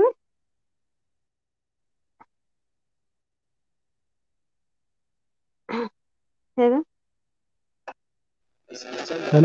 ይሰማል? ቀጥይ። እየሰማንሽ ነው። ቀጥይ። አሁን አፍሪካ ውስጥ ነጮቹም አሉ፣ ጥቁሮቹም አሉ። ዘርነት ደግሞ መጥፎ ነው። አንድ ላይ በሰራን ጥሩ አይደለም ወይ? ለምሳሌ አሁን በጎሳ ነው አይደል? አሁን ምዕራቦቹ እኛ ላይ አፍሪካ ላይ የሚጫወቱ አንዴ ኦሮሞ ብሎ አሁን እኛ ሀገር ምንድነው ትግራይ ብሎ ተከፋፈለን እርስ በርሳችን የሚጨረሰ ለጎሳ ነው አይደል? ሌላ ነገር አይደለም። ይሄ አፍሪካ ውስጥ ቢቆም ጥሩ ነው። አንድ ላይ ቢሰራን ዘርነት ቆሞ በእምነት መጠላላት ቆሞ አንድ ላይ ቢሰራን ጥሩ ነው።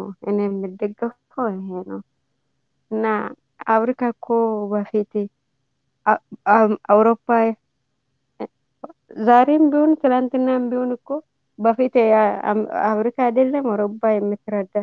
ዛሬ እነሱ ደግሞ በዘር ያከፋፍለን በጎሳ በእምነት የከፋፈለን ነው። ዛሬ እርስ በርሳችን እኛ በጎሳ ነው አይደል እኛ ውስጥ ገብቶ የኛ ሀብት የሚሰረቀው እና እኔ ደስ ይለኛል ቢቆም። በጣም አሪፍ በጣም ደስ ይላል። በጣም አሪፍ Wonderful. can I by the can I way, go can I can I by the way, can hold on, okay. hold on. By the way, ብሔር nation ብዙ አመጣችሁ ጎሳ ነው እና ዘር ጎሳ ትክክለኛ ጎሳ ጎሳ ነው ነው። yes yes በጣም እናመሰግናለን። አማርኛ አማርኛ አልችልም። እንግሊዝኛ ስናበዛ እኮ ነው we speak too much English and we forget even the specific terms that we use to define ethnicity. Most likely tribe is more ለጎሳ የሚቀርበው ቃል tribe ነው ከኤትኒሲቲ tribe ነው ጎሳኛው ብሔር ነው ኤትኒሲቲ በኦሮምኛ በጎሳ አይዳል እኮ ወሬኛ ላይ ኧረ ጎበዝ ነሽ በደንብ ነው የተናገርሽውና ያንቺን ንግግር አይ ቲንክ ዶክተር ብትቀጥል ደስ ይለኛል። እኔ ኤትኒሲቲ ብሔር የሚለው ነው ትራይብ የሚለው ሞር ለጎሳ ይቀርባል። እሱ ነው ዶክተር ቀጥል ትርጉሙን ለጓደኞቻችን። I mean, so I'm not going to translate directly, but I'm going to summarize my understanding of it. And then somebody else can actually, if I miss something else, essentially what our sister is pointing out is the source of our trouble, our inability to protect and serve and prosper in Africa comes down to this human construct, the construct of tribalism, the construct of ethnicity. And we because of that, we've not only managed to achieve what we all aspire to be, which is better ourselves and do well for economically, socially, and in all aspects of the field, but also turning the guns against each other. So she points to her Oromo background, but she says, I'm Oromo, but I'm also an Ethiopian. I see myself as an Ethiopian. And I think a lot of the Ethiopians share with that, and a lot of Africans also share with that. I think that like we are proud of our tribes, the language, the culture that our tribes have empowered us, but we're also even more proud of the unity that comes from recognizing that God has created all of us together. God hasn't created the Oromos, according to her, separately from the Amharas.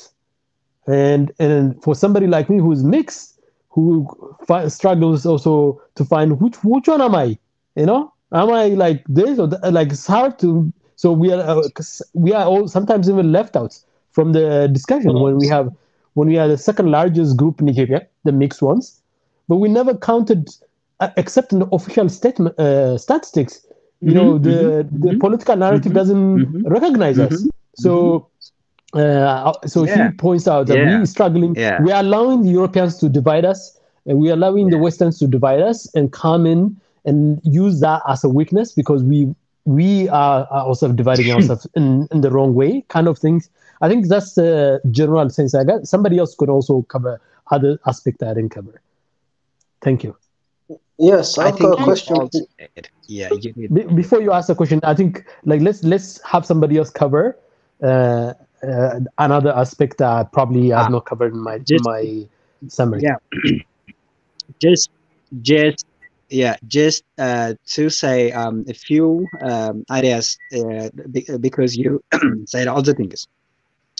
What she said repeatedly is about God. Okay, God created us as human. Yeah. We're human, whatever we are fighting each other because of our ethnicity today. This ethnicity will distract us in the future. So I am Oromo, but I feel that my Ethiopianness is more than my Oromos because I am the part of that population. At the same time, I support all the ideas that you are saying. So her idea is totally this one. I think let me give the room for a question and I will come on my point. Thank you. Okay. Thank you very much. Deborah, you're like the special sister amongst a sister with many brothers.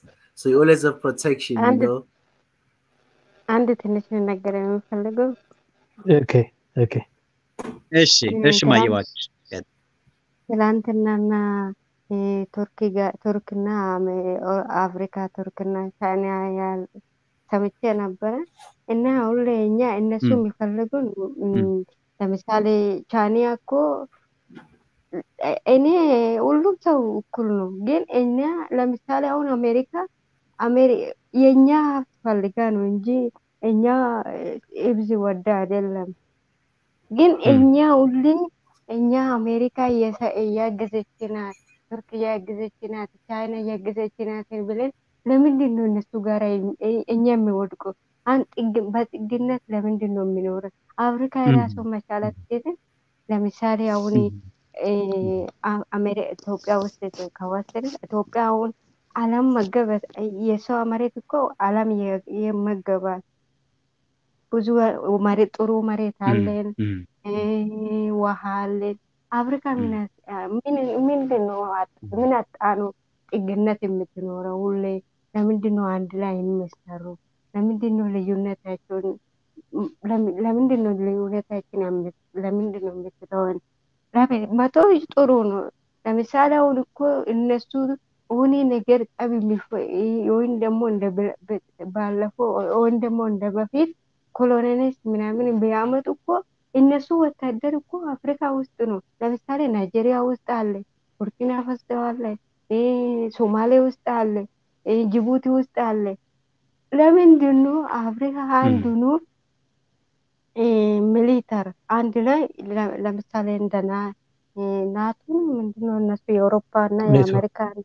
ኔቶ ለምንድን ነው አፍሪካ አሁን የሷ አሸባሪዎች መቆጣጠር አትችልም ለምንድን ነው እነሱ እዛ መጥቶ እኔ እንደዚህ የምለው ጥላቻ አይደለም ግን ሆኔ ነገር አፍሪካ እኮ ብዙ ጫና ውስጥ አለች እኮ ጫና ውስጥ ለምሳሌ አሁን ኢትዮጵያ መመታት ከፈለጉ እዛ አሜሪካ ሄዶ አይደለም ወታደር የማመጣ በጅቡቲ ነው የሚመጣ በናይጄሪያ ነው የሚመጣ አንድ ላይ ምክንያት ለምንድን ነው እኛ ቻይና ብለን የሚመርጠን ቱርክ ብለን ጥሩ ነው እነሱ ጋራ መስራት ጥሩ ነው እነሱ ጋራ ትብብር ግንኙነት መፈጠር ግን ለምንድን ነው እኛ ራሳችን የምንችለን ማን ነው ከለከለን ለምን አፍሪካ አትችልም እንዴ አፍተላትም እንዴ ለምሳሌ ታንዛኒያ ውስጥ የሆነ ቪዲዮ አይቼ ነበረ እንስሶቹ በቱሪዝም የሚመጡ ደግሞ ውሃ ታንዛኒያ ውስጥ ግን ውሃ ያለን ንጹህ አየር ያለን ዓለም የሚገበው መሬት ያለን ለምንድን ነው ጥግነት ምንድን ነው ታዲያ ለራሱ ብሎን እኮ ለእኛ አይደለችም ጥግነት ምን ይሰራኛል ለኛ አሁን እነሱ ወታደር እዛ ለምሳሌ አሜሪካ ቢጠላሉ አፍሪካ ላይ ነው እነሱ አፍሪካ አሜሪካ ቻይና ሄዳ አትመታም ቻይና አሜሪካ ሄዳ አትመታም አፍሪካ ላይ ነው የሚመጡ አፍሪካ ላይ ነው የሚሰሩ እና ለምንድን ነው እኛ ሁሌ ጥግነት ምንድን ነው ምን ይሰራኛል ለኛ እነሱ ወታደር አውጥተን አፍሪካ አንድ ላይ መስራት አይችልም ለምንድን ነው ለቦርደር ለጎሳ ለእምነት እንደዚህ እርስ በርሳችን እንትን የሚነን እኛ ምንድን እኔ ሁሌ ይቅርታ ግን የራሴ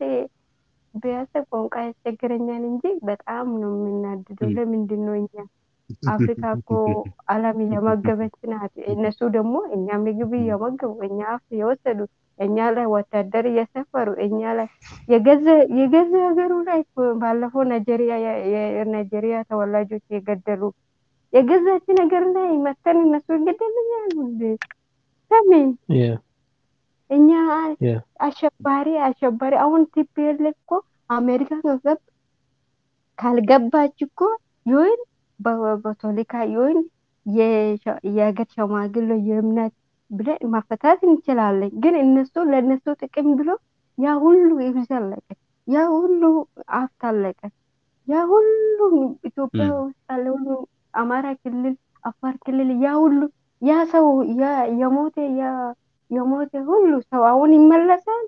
እነሱ የእነሱ ራሳቸው ጥቅም ብላቸው ነው ለጎሳ መጡ።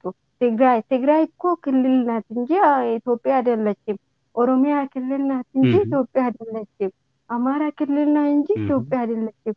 ማንም አማራም ኢትዮጵያ አልፈጠረም። ኦሮሞም ትግሬም ኢትዮጵያ አልፈጠረም። የፈጠረ እግዚአብሔር ብቻ ነው። ኢትዮጵያ የሁሉም ሀገር ናት። እነሱ ክልል ነው እንጂ ትግራይ ዛሬ ትግራይ የሚሉ እነሱ አንድ የዩኒየን ሁመን ራይት ምናምን ብላችሁ ትግራይ ክልል ናት እንጂ ኢትዮጵያ አይደለችም። ኢትዮጵያ ውስጥ እኮ 84 ነው ምናምን ብሔር አለ አይደል? የእነሱ ይጣላል እንደ ሶስቱ ክልል ብቻ ለምንድን ነው ለእነሱ ብቻ ነው እንዴ? እኔ የራሴ ጎሳ ምን እነደዳለሁ። ለምን የኦሮሞ ብቻ አይደለም ኢትዮጵያ፣ የአማራ ብቻ አይደለም ኢትዮጵያ፣ የትግራይ ብቻ አይደለም ኢትዮጵያ፣ የሁሉም ናት። እነሱ በጎሳ ይመጣሉ፣ እኛ ይበተተናሉ፣ ሀብታችን ይወስዳሉ። አሁን እኛ ካልፈታን አሜሪካ መጥቶ ይወይን ወታደሩን እንትኑ ታደርጋለች። ከዛ እንትኑ ባለሀብታ የነሱ ባለሀብቶች ይመጣሉ። ከዛ የኢትዮጵያ ሀብት ይወጣል። እኛ ደግሞ እንደ ሁለተኛ ዜጋ ነው የሚቆጠረን ማለት ነው። እነሱ ነው የሚቆጠረን። ይሄ ነገር ቢቆም ለምን አይቆምም? ለምንድን ነው እነሱ ወታደር ለምንድን ነው ናይጄሪያ ላይ ፈረንሳይ ሚሊተር የምታበት? አሜሪካ እንትኑ አፍሪካ ውስጥ ወታደር የለም እንደ ሚሊተር የለም? ለምን እንደዚህ አለ? የፈረንሳይ ወታደሮች ቡርኪና ፋሶ ገብተው ያምሷቸዋል ሀገራቸው። ኒጀር አይደለም ኒጀር አዎ እኔ አይደለም እንደዚህ አይደለም። እነሱ የምዕራቦቹ ወታደር ወጥቶ አፍሪካ አንድ ላይ ለምንድን ነው ወታደር የምታቋቁም? ለምን አሁን ኢትዮጵያ ሄዳ የኢትዮጵያ ወታደር ሄዶ የናይጀር ቴሮሪስት መቆጣጠር አይችሉም? አንድ ላይ ለምንድን ነው የማያመጡ? ለምንድን ነው አንድ ሀገር እኮ ለምሳሌ ናይጀር እነሱ ሊመቱ ከፈለጉ እኮ የራሳቸው መሬት ላይ ቁጭ ወታደሩ ተቀምጦ የራሳቸውን የገደለ ማለት ነው። ይሄ ነገር ለምንድን ነው አይቆም? ለምንድን ነው እኛ በጥግነት የሚቆመን? ሁሌ ቻይና እንደዚህ ያደረገቻት፣ ቱርክ እንደዚህ ያደረገቻት፣ ኤከሌ እንደዚህ ያደረገ። ለምንድን ነው እኛ ኢትዮጵያ አፍሪካ ለምንድን ነው እርስ በርሳችን ተባብረን እርስ በርሳችን ሰርተን እርስ በርስ የኛ ሀብት እኮ ለነሱ ይጠቀማል አይደል? ለሀብታችን ብሎ ነው አይደል? አፍሪካ ላይ ሁሉም የምታወራ ምንድን አፍሪካ ላይ ሁሉ ልክ ነሽ። እኛ ወዶ ነው እንደ ሀብታችን ወዶ ነው። So Ezra, you would love, if you could hear the Amharic, you would love the points she was making about, why are we so dependent? Why are we running? Okay, well, America is coming after us, then we run to Turkey or we run to China. We should be running to Africa. We should be building ourselves to protect ourselves. And I think that's the point that our sister is making, that why should terrorists be the excuse for the French to come to Niger? It should be for Africans to say, we'll provide you the protection you need, Niger, against those people who are troubling your security. If you cannot afford it, we have enough people. Essentially, we have enough resources to feed ourselves, and then more than that, we have enough resources to feed others. Yeah. So the essential point is that we run to. So she says we can have relationship with Turkey, and then she was pointing at the today's topic that we talk about China relationship and Turkish relationship. But we can run to those people, have a relationship with them, but don't run to them because you are running away from another one. Run to your own people. Run to South Africa. Ethiopia should be running to South Africa, and should be running to Nigeria, should be running to Congo, should be running to Kenya, Senegal, to protect and preserve these things. And then she points out a very important thing, that Ethiopia was not created by one ethnic group. Ethiopia is created for all of us. Hence, we all have a part in it, and one part, one part cannot be used as a tool to come and exploit us by either America or China or Turkey. It should not be allowed for that. So I think that's the point that she was making, and I think it's a very powerful, very poignant point our sister is making. And I mean, I think, like, I know Israel was very strong on this issue a couple of days ago, and I wish you could hear it in the language but I can translate. Deborah. I'll definitely start learning. Somebody is talking to her in Oromia, so I think you know what I'm gonna do. I know who it is. It's Mo, and Mo, you are next. You can. The floor is yours. After Mo, we're gonna go to Fentahan, and then from there on, then we're gonna wrap up with closing comments. So I'm gonna go to Mo. Let's 5 minutes max, and raise your points, and then Fentahan, and then from there we're gonna be closing Thank you so much to have a chance. First, I want to say thank you for everybody, and also good job for our sisters, Deborah. Of course, I will point something I will ask at the end of my conversation for everybody. First, I will start by protesting African Union because they is justice for us who's not speak English. Because if they were putting one language in African school curriculum, we can easily understand and we can have a more close relationship. Now I am digging to find out the right word. It is like very difficult for me English. Anyway, this just I can say whatever I want, or just let me pretend, or let me speak a truth. Oh yeah, go for the truth. Go for it. Okay. First, I will ask you. Let me start from the world, and I will go to ethnicity. Is in the world is any racism on us on a black skin or no? Just answer me 1%, and I will continue. Yes, there is racism. Yes. Yeah. You know why? Because of our skin, or what is the reason? Well, obviously, it's an excuse. It's not because of our skin, my dear. This is a cover. The intentional racism is just not our color. Okay, you can continue your question, and I will come the answer later. Okay, if you say not our color, that's maybe we have the same idea. Because what I'm thinking, everywhere people, of course, not all people, all light-skinned people, feeling they are better than us. Because that I am thinking not our skin. Because we don't have a power. If we are turning a China position, everyone trying to be black. Even some people who has a little bit lighter skin, they are black.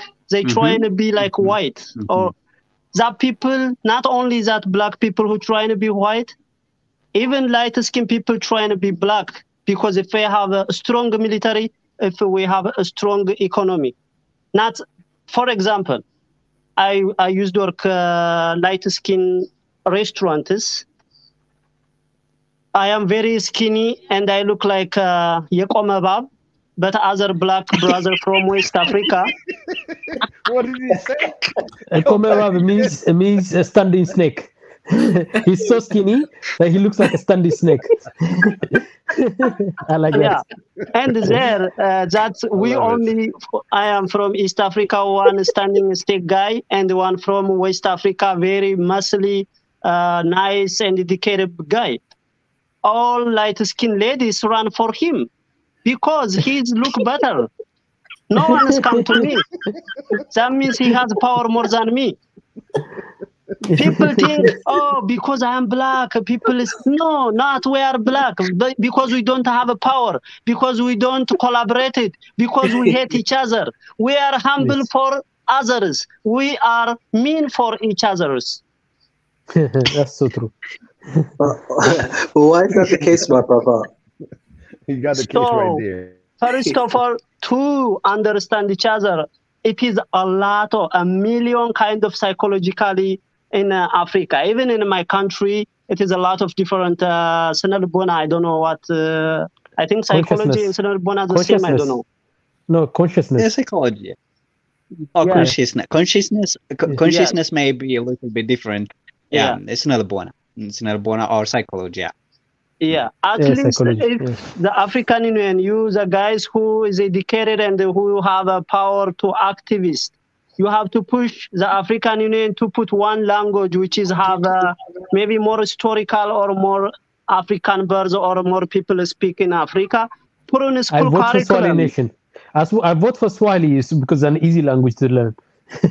But how many countries in Africa would want Swahili to be the official language? Since it's a touchy subject in Africa. It's an easy language. That's the simple mechanics. No, nothing more. But back to you, sir. Sorry for the interruption. It's fine. Yeah, put in one language and taste all food. Go every restaurant. Last week I was trying taste some East African restaurant, but when I go to, I'm not getting a good thing. The guy, he was cooking on a back, but the people, the restaurants, the same nationality people was sitting. When I go to sit for 15 days, they not react nothing, or they not call him. I just sit 15 minutes, and then no one is to speak to me. I go to Arab food. I taste Arab food, but I'm so glad it is like Ethiopian food almost. So I don't want to mention the name of the country because people think I am specifically against them. But that's not all people are the same. When I am going to tribalism, I think sometimes I'm thinking education is not good for, let me say, for my country. I don't know about other country, because the tribalism or people who's ordering to kill and divorce and the racist, the people who went to school, the farmer in Ethiopia, all people, if you go to any region, they have same mentality, even they speak different language. They will serve you nicely. But the people who call themselves a professor, the people who call themselves they are political leader, they are just to make the people fight each other to be their boss or to be a king. And also sometimes it's dishonest. I want to ask for my Ethiopian brothers here, even with my sister Deborah, she is very intelligent, and her point is mostly I was about speaking, but she already saying. I am from Amhara tribe. I want to tell the truth. Since Abiy Ahmed to come to power in Oromia region, Amhara, not only Oromia region, everywhere in Ethiopia, Amhara has been killed. Not Oromo, not other tribe. Even they own Amhara people who support Abiy Ahmed, they not protesting. If you see this week, 1 million people come out marching because they say this is no more movement. Why, when people like every day 500, 600 people is killed in Oromia region, Benshangul region, why people not protesting? Even when we protesting, they laugh in us. Maybe some of here is this, they not agree, but this is the truth. That's why I am asking you, can I pretend or can I speak the truth? Even their own people. For example, if I go to Oromo region, they serve me, the farmer don't know nothing about bad thing. But the politician preach to divorce Amhara and kill Amhara. And not only them, even Tigrayan, any other ethnic group, the politician, not the farmer. The farmers married each other, they are celebrating together, everything, they are nice. Even if you go to Oromo region, if you ask, my wife is a runner, she told me, to be honest, I never been. She told me, when we ask them water, they will give us yogurt. That's what they did, the farmer.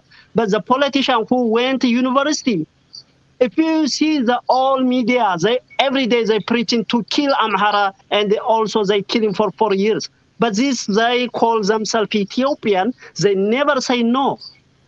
And we have to be honest from the bottom, what is the problem, and then we have to solve that, and we can create. Just if we say before we fixing the small house. If we're talking about big house Africa, that will not work because the basis first. That's I want to say. Thank you so much. If anyone have a question or on the last one, I know a lot of Oromos who are angry that something like that happens in their name, and that's one of the reasons why they light the fire in Walaga doesn't go all the way to Borana is because the ordinary Oromos are not for that. Like you said, the farmers, the regular ordinary Oromos are not supporting of killing of the Amharas because they see the Amharas as their kin, their neighbors. I mean, the interaction between the Oromos and Amharas on a daily basis is a million interactions that's taking place. Million interactions take place, millions of them. I mean, of those millions, and then some politicians, like you said, who want to grab power, or shore up their power or strengthen their power, they utilize that division, that fraction between us. So as we protest this, we have to distinguish, like you said, between who is doing it, and then they are targeting the Amharas not because they are not Oromos. They are targeting the Amharas because they want to separate Amharas and Oromos from each other. That's what they're doing. Yeah, that the people can't protest or say stop. What I'm saying is that we have to encourage. So we have to encourage the democratic process allows people from the communities to rise up. So we have to encourage traditional Oromo traditions of peace, security, and these are things that govern traditional Oromo communities. They are like their languages. I have one of my former students. She's a Borona person. She has given me so much depth about the very intricate rules that govern the Borona culture on how you relate with somebody from outside, how you relate with somebody who's a child, who is your neighbor, how you relate with a camel, with a horse, with the plant, with the trees. They have rules on us. So we need to encourage those cultures, those traditions that are underground, but they're not reflected in our governments, whether in Warada, Kabale, or the federal or state levels. Those things are not a reflection of the way we are organized on the ground. So we need to find a way to encourage those things to rise up, to be to surface to the highest level, so that we interact. So when we trade, when we interact, when we marry, when we adopt people, even like Gudifecha, that Oromo traditional Gudifecha, you're not supposed to only adopt somebody who's of your tribe. You're supposed to adopt anybody who loses their parents. You have to fight to adopt a child. And that child you adopt, you have to treat that child as if it's your birth. You cannot adopt them and then make them your maids. You have to adopt them as if they are your sons and daughters. So those are things that we need to find a way to make them the mainstream topics. And I think that's one of the ways, as a suggestion, as a solution, that I always think about as a way of resolving it. But it's not all the ways, but it's part of the ways of resolving it. But I have one question to my brother that said, they teach them in the university. Can you elaborate on they teach them in the university to hate Amaras and all that? Can you repeat that again? Oh yeah, I can help him because I share his idea. If Mo allows me, Mo, you can. May on behalf of you, Mo tells us the truth. We have to accept that. Our farmers in the rural areas never know what a politics, what ethnicity, what a nation, what blah blah blah blah. They know only how to live together. But when you go to school, okay, the first thing we are invaded by tribalism politics was when our elders went to Europe and they come back. Okay, so in 16 and 17s, students were just protesting for such a tribalism politics.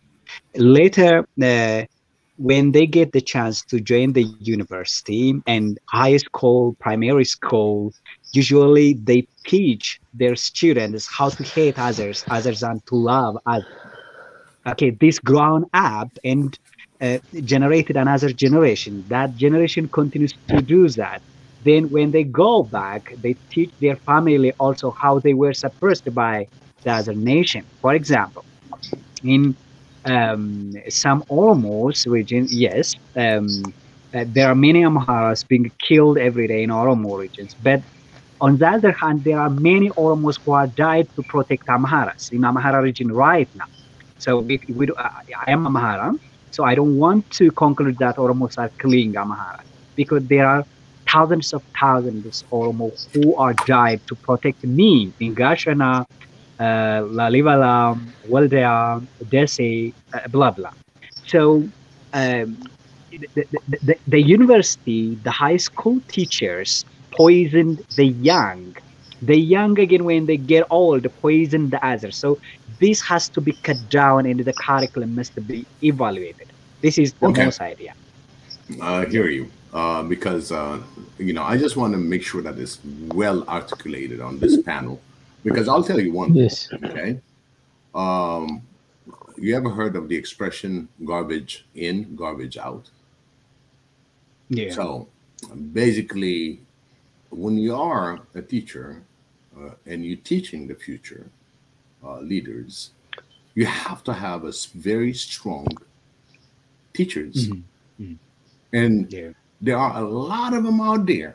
Okay, don't take me wrong, but you're limited. You cannot agree to say, hey, all teachers are fit to teach. Let me tell you something.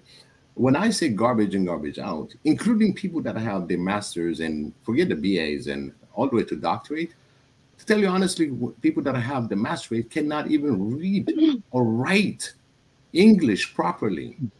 That's why we're hurting in Ethiopia for people that cannot, they got doctorate and everything else, but they cannot express themselves in writing because they learned it from a garbage that was in.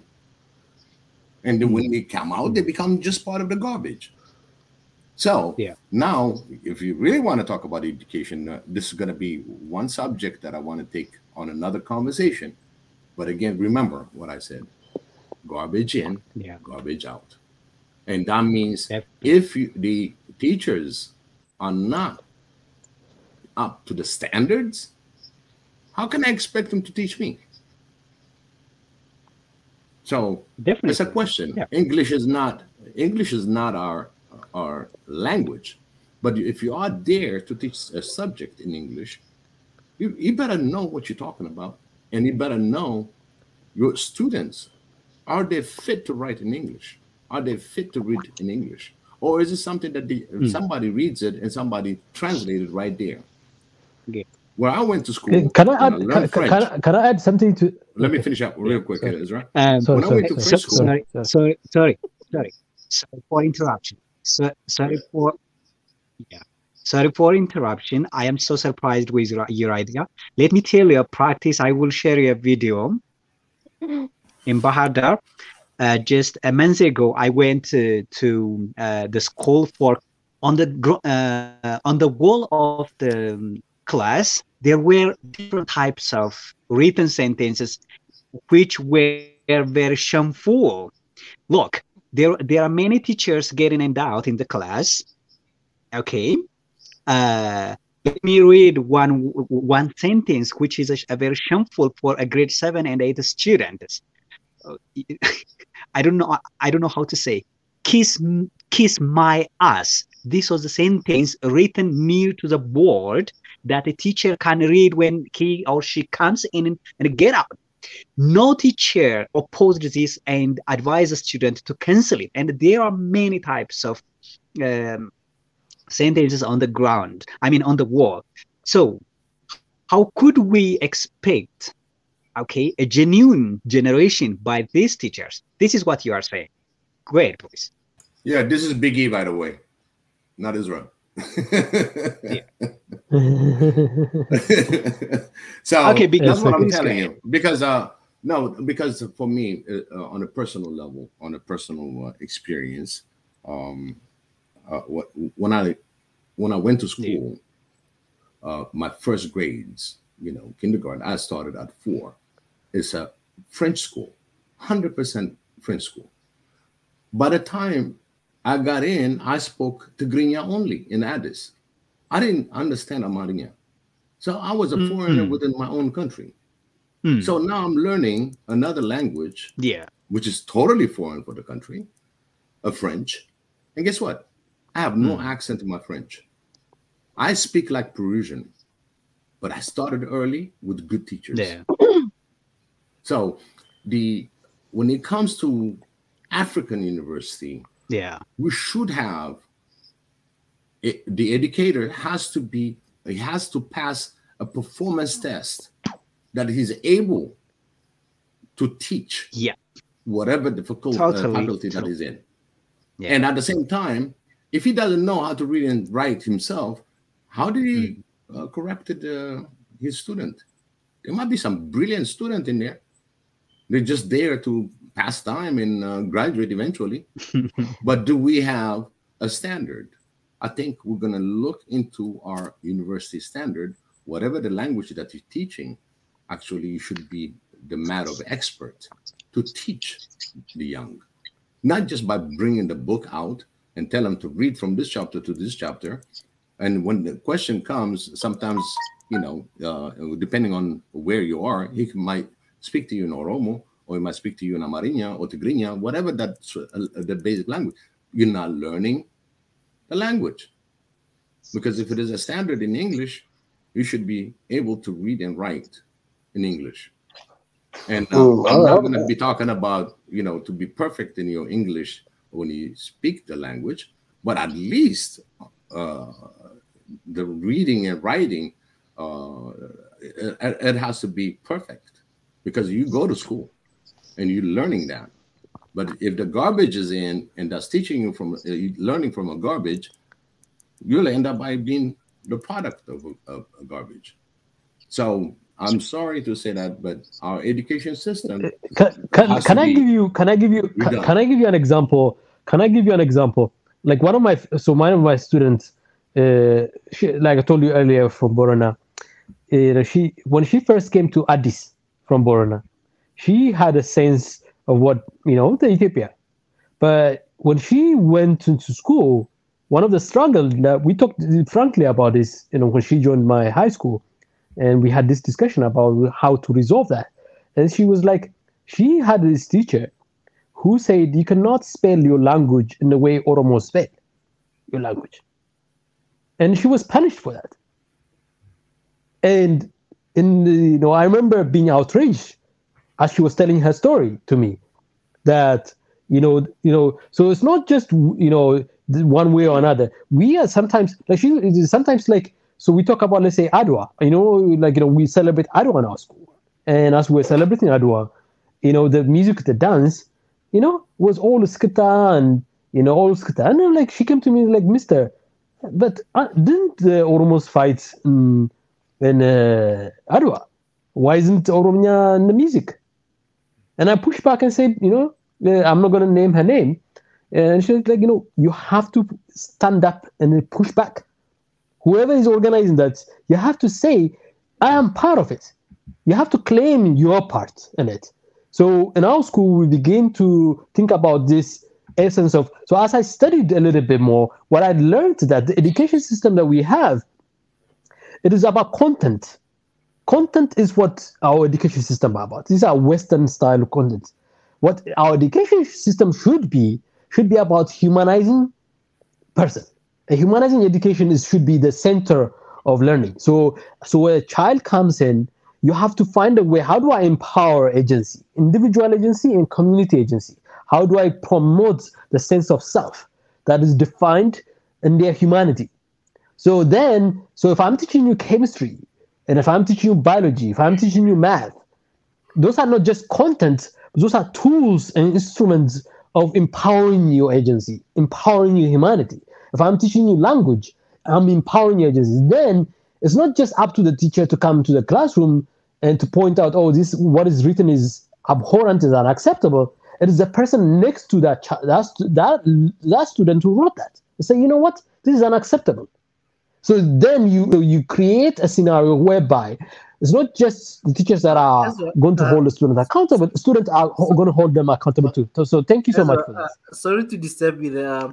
Because of time, it's fine. Yeah. I think we and I need to give. That's my last one. I'm not gonna add anything more. Thank you. We've got one guy here who has not had a chance. Fentahan Alpha. Sorry. Can you 2 minutes? We're gonna be closing. Going forward, I'm gonna just take closing comments, 2 minutes each, and then we say shalom. Fenton. Okay, thank you. We have been discussing the same idea in different expression and different level. So finally, I would love to conclude that let us respect and accept each other without any preconditions, that it will give us power to be united. When we are united, we are stronger than damage. Okay, this is the first point. The second point, we have to push African Union, okay, to make at least 3 or 4 African language to be included in any African country's curriculum for our future communication. We have to have our own African language. Which types of language? Let's leave for experts, okay? Lastly, dear Deborah, you raised a very most important point. That will be true when Africa is united. Unless Africa is united, a country will call, oh, Africa and the countries, blah, blah, blah. So you, I, and others will be the part of this, so we need to give a solution.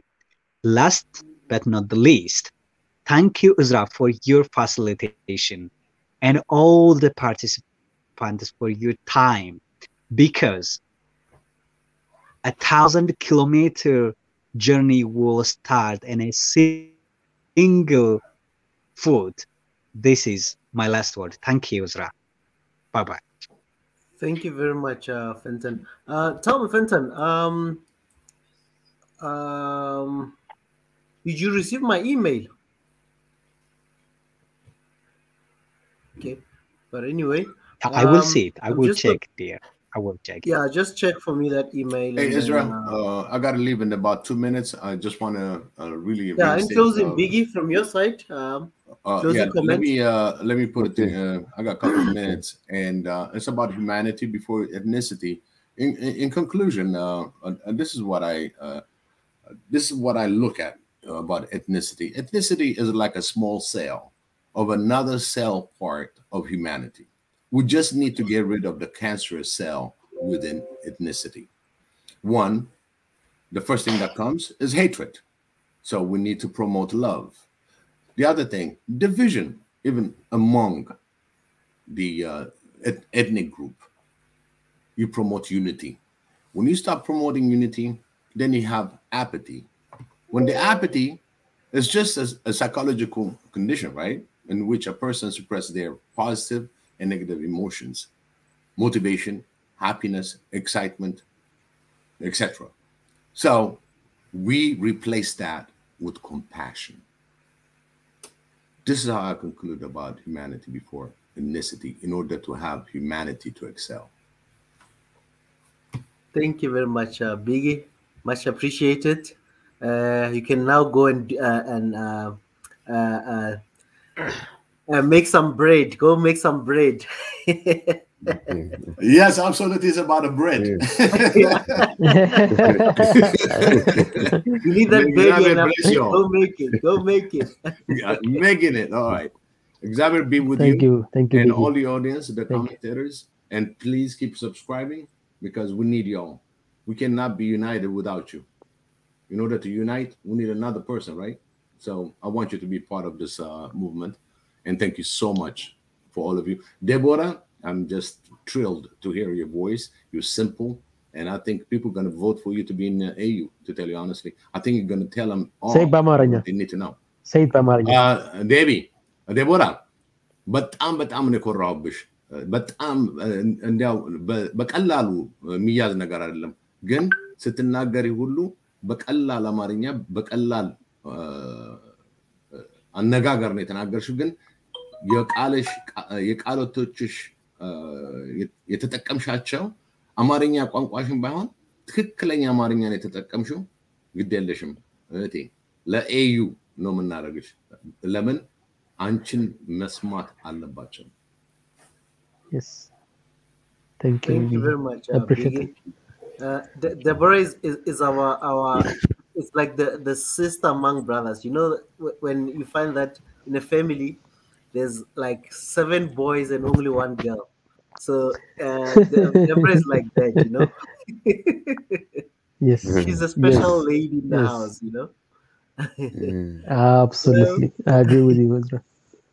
I'm gonna give Dodi a chance, a brother in America as well. Closing comments, Dodi? Yeah, I love the discussion today, as I love every discussion on here. Just closing statements. Identity, ethnicity being one of them, is a very, very complex issue. And the world is going through like a type of crisis of identity. And you're seeing it everywhere where people are like, ooh, which side should I associate with? Where's my roots? But I think there's a high potential, especially in a continent like Africa, which a lot of these other countries outside of Africa have had a long, long history of trying to consolidate identity into other things. And Africa is doing it quite quick. And I think it's, as far as the comment of, as far as the comment of Africa looking to other countries, that is very true. It's really difficult when you're in an underdeveloped situation, and there's been a lot of pressures upon you put by foreigners, when put by yourselves, really.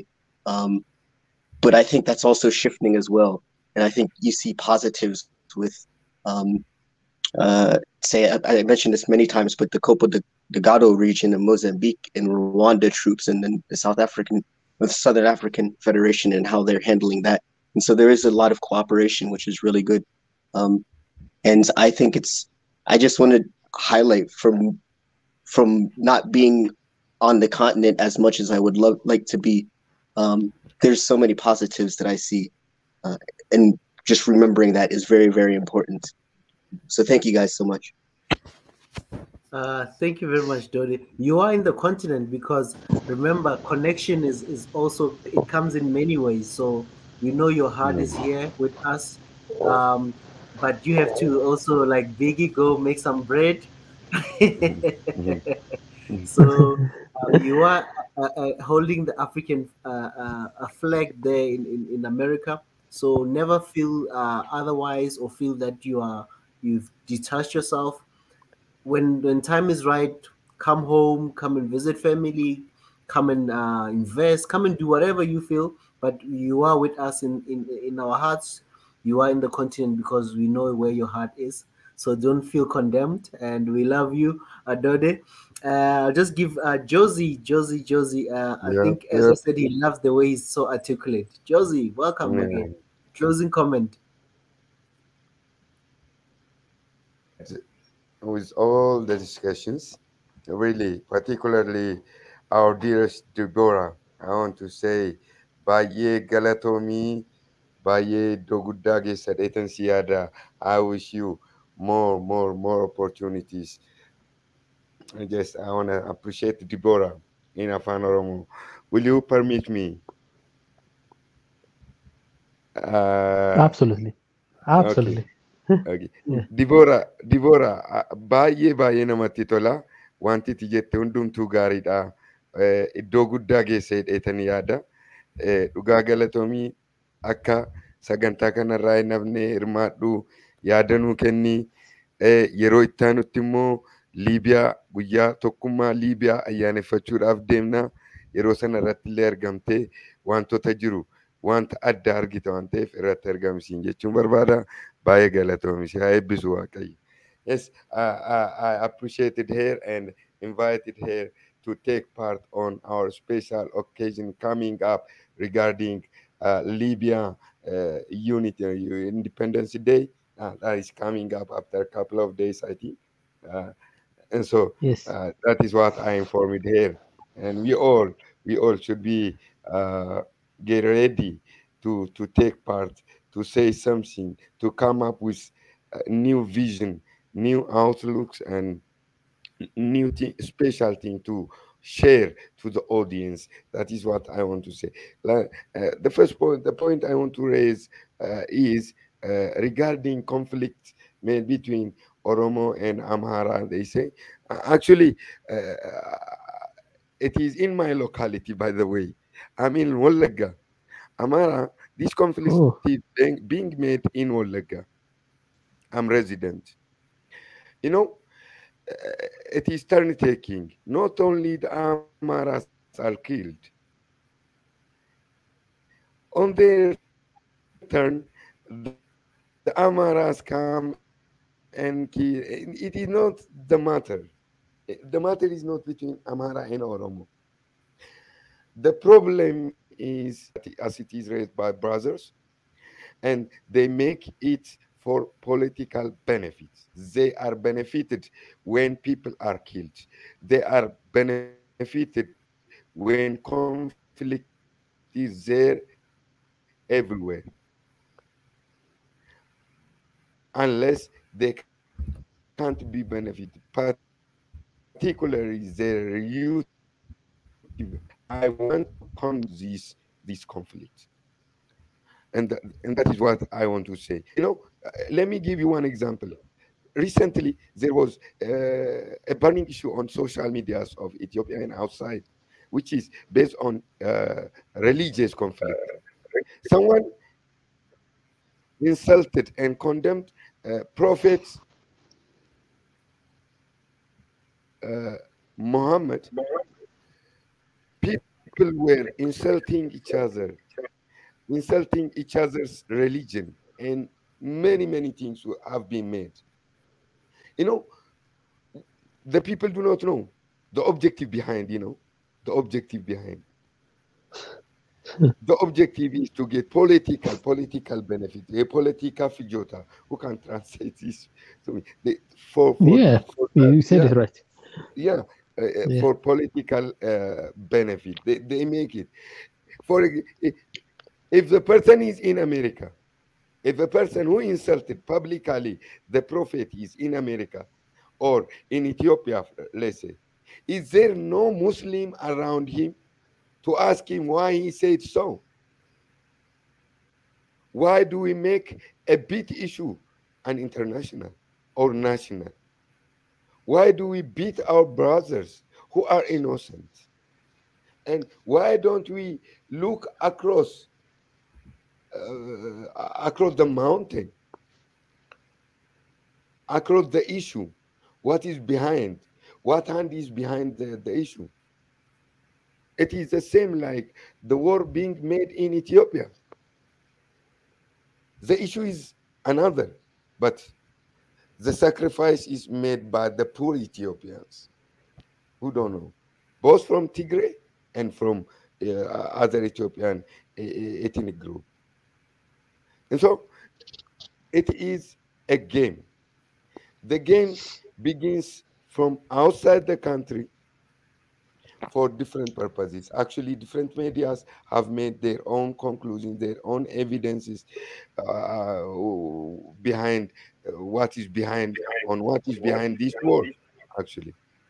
And so it should be known that it is not only Amhara, not only Oromo, but both are victims. Both are big victims. The beneficiaries Yes. are others. I know in my locality there are Wallos, there are Gurages, there are Tigrayans. Really, I will invite them someday on this program. My friends, Wallo friends, Tigray friends, I do have, really. So we don't know so far what is Tigray, what is Wallo. We brought up together. We don't know about ethnicity. We heard after the reign of Ihadek. Before that, there is no such issue. So there is a game behind that. Who plays the game? Yeah. You know, everyone knows. Everyone knows. And I appreciate Deborah's idea, which she said the war is made on Africans, and the facilitating group is African. There is a saying, an axe. An axe is made in our locality from iron and wood, and that wood is helping the iron to cut the tree. It is something like that. Another, heating an iron with an iron. Such a powerful word. Yeah. This is a wood is collaborating to cut another wood. Of course, collaboration. So there is a proverb in Afan Oromo. Muki Jallan. This is Dr. Zalalam Abarra or Bozalalam Abarra's quote. Muki Jallan ototof gashe lammi sakirita zeise. ምንድነው ይሄ ጠማማ እንጨት ራሱን ታስከክቶ ህዝቡን ይፈጃል እንደማለት ነው። ስለዚህ እንደገና ብለው ከኒሴ በአማርኛ ጠማማ መጥረቢያን ታውቃለህ? መጥረቢያ የሚሰራው ከእንጨትና ከፋስ ነው እና ያ ጠማማ ነው እንጨቱ። ያ ጠማማ እንጨት በፋስ ውስጥ ራሱን አስገብቶ ህዝቡን ይፈጃል፣ ወገኑን ይፈጃል እንደማለት ነው በአማርኛ። Yes. So in English, try to translate it into English. Let's allow Deborah. In closing, I'm just gonna give you 2 minutes as well. I know I think we've gone over time, but I'm sorry. Keep it 2 minutes as well. It's okay. For us, and then she also wants to do her closing remarks, and then we'll go to Dr. Sedek and finish. then Ezra to close as well. Okay, I will finish it. As far as the teaching profession in Ethiopia is concerned, my instructor from Addis Ababa University told me something. There are 3 types of teachers in this world, he said. Some are tellers, some are confusers, some are teachers, he said. So the tellers and the confusers are making a mess in the teaching profession. So just let me share some ideas another time. Let others take chance. Thank you very much for listening, and God bless you. Oh my God. Thank you so much. Thank you, Josie. I just want to give Deborah the chance. Deborah, welcome back. Closing remarks, 2 minutes. Okay. እኔ እኮ አሁን ያልኩህ እኮ እንትን እኔ በኦሮምኛ ማውራት እችላለሁ፣ ግን እኔ ያልኩ ኢትዮጵያ ብቻ አይደለም። ለእኔ ሁሉም አንድ ነው። ኢትዮጵያ ብቻ አይደለም፣ አፍሪካም አንድ ነው። ሁሉም የአፍሪካ አፍሪካ ካንትሪ ዋን አፍሪካ ዋን ፋሚሊ ፎር ሚ። እኔ ኢትዮጵያ ብቻ አይደለም አልኩ። ኢትዮጵያ ይሄ መጣ ደግሞ የዘርነት የመጣ የምዕራቦች አሳይመንት ነው እንጂ የኛ አሳይመንት አይደለም። እና የቲፒኤልኤፍ አሳይመንት ነው። ይቆማል ብዬ አስባለሁ እኛ ሀገር ላይ። እግዚአብሔር ይሄ የዘርነት ማለት መጥፎ ነው፣ ራሱ መጥፎ ነው። ሁሉም የአዳም ዘር ነው። እግዚአብሔር ሁሉም አንድ ነው የፈጠረን። ማነው ጥቁር ፈጠረ ነጩን ተው ነው? እግዚአብሔር አንድ ላይ ፈጠረ። እኔ ያልኩ የመጀመሪያ ላይ ትንሽ ስህተት ሰርቻለሁ። ትግራይ ክልል ነው እንጂ ኢትዮጵያ አይደለችም አልኩ። ይቅርታ፣ ትግራይ ክልል ነው እንጂ ሀገር አይደለችም ማለት ፈልጌ ነው። እና ሁሉም አድዋ ላይ ተወሰን፣ አድዋ ላይ ሁሉም ሞቱ። ኦሮሞ ሞተዋል፣ ትግሬ ሞተዋል፣ አማራ ሞተ፣ ሁሉም አሁኑም የኛ ሁሉም አንድ ላይ ቆሞ ይሄ ነገር ደግሞ ኤብዚ ጋር አይደለም። እኛ የፖለቲካ በቃ የፖለቲካ ንግድ ማለት ይቻላል እና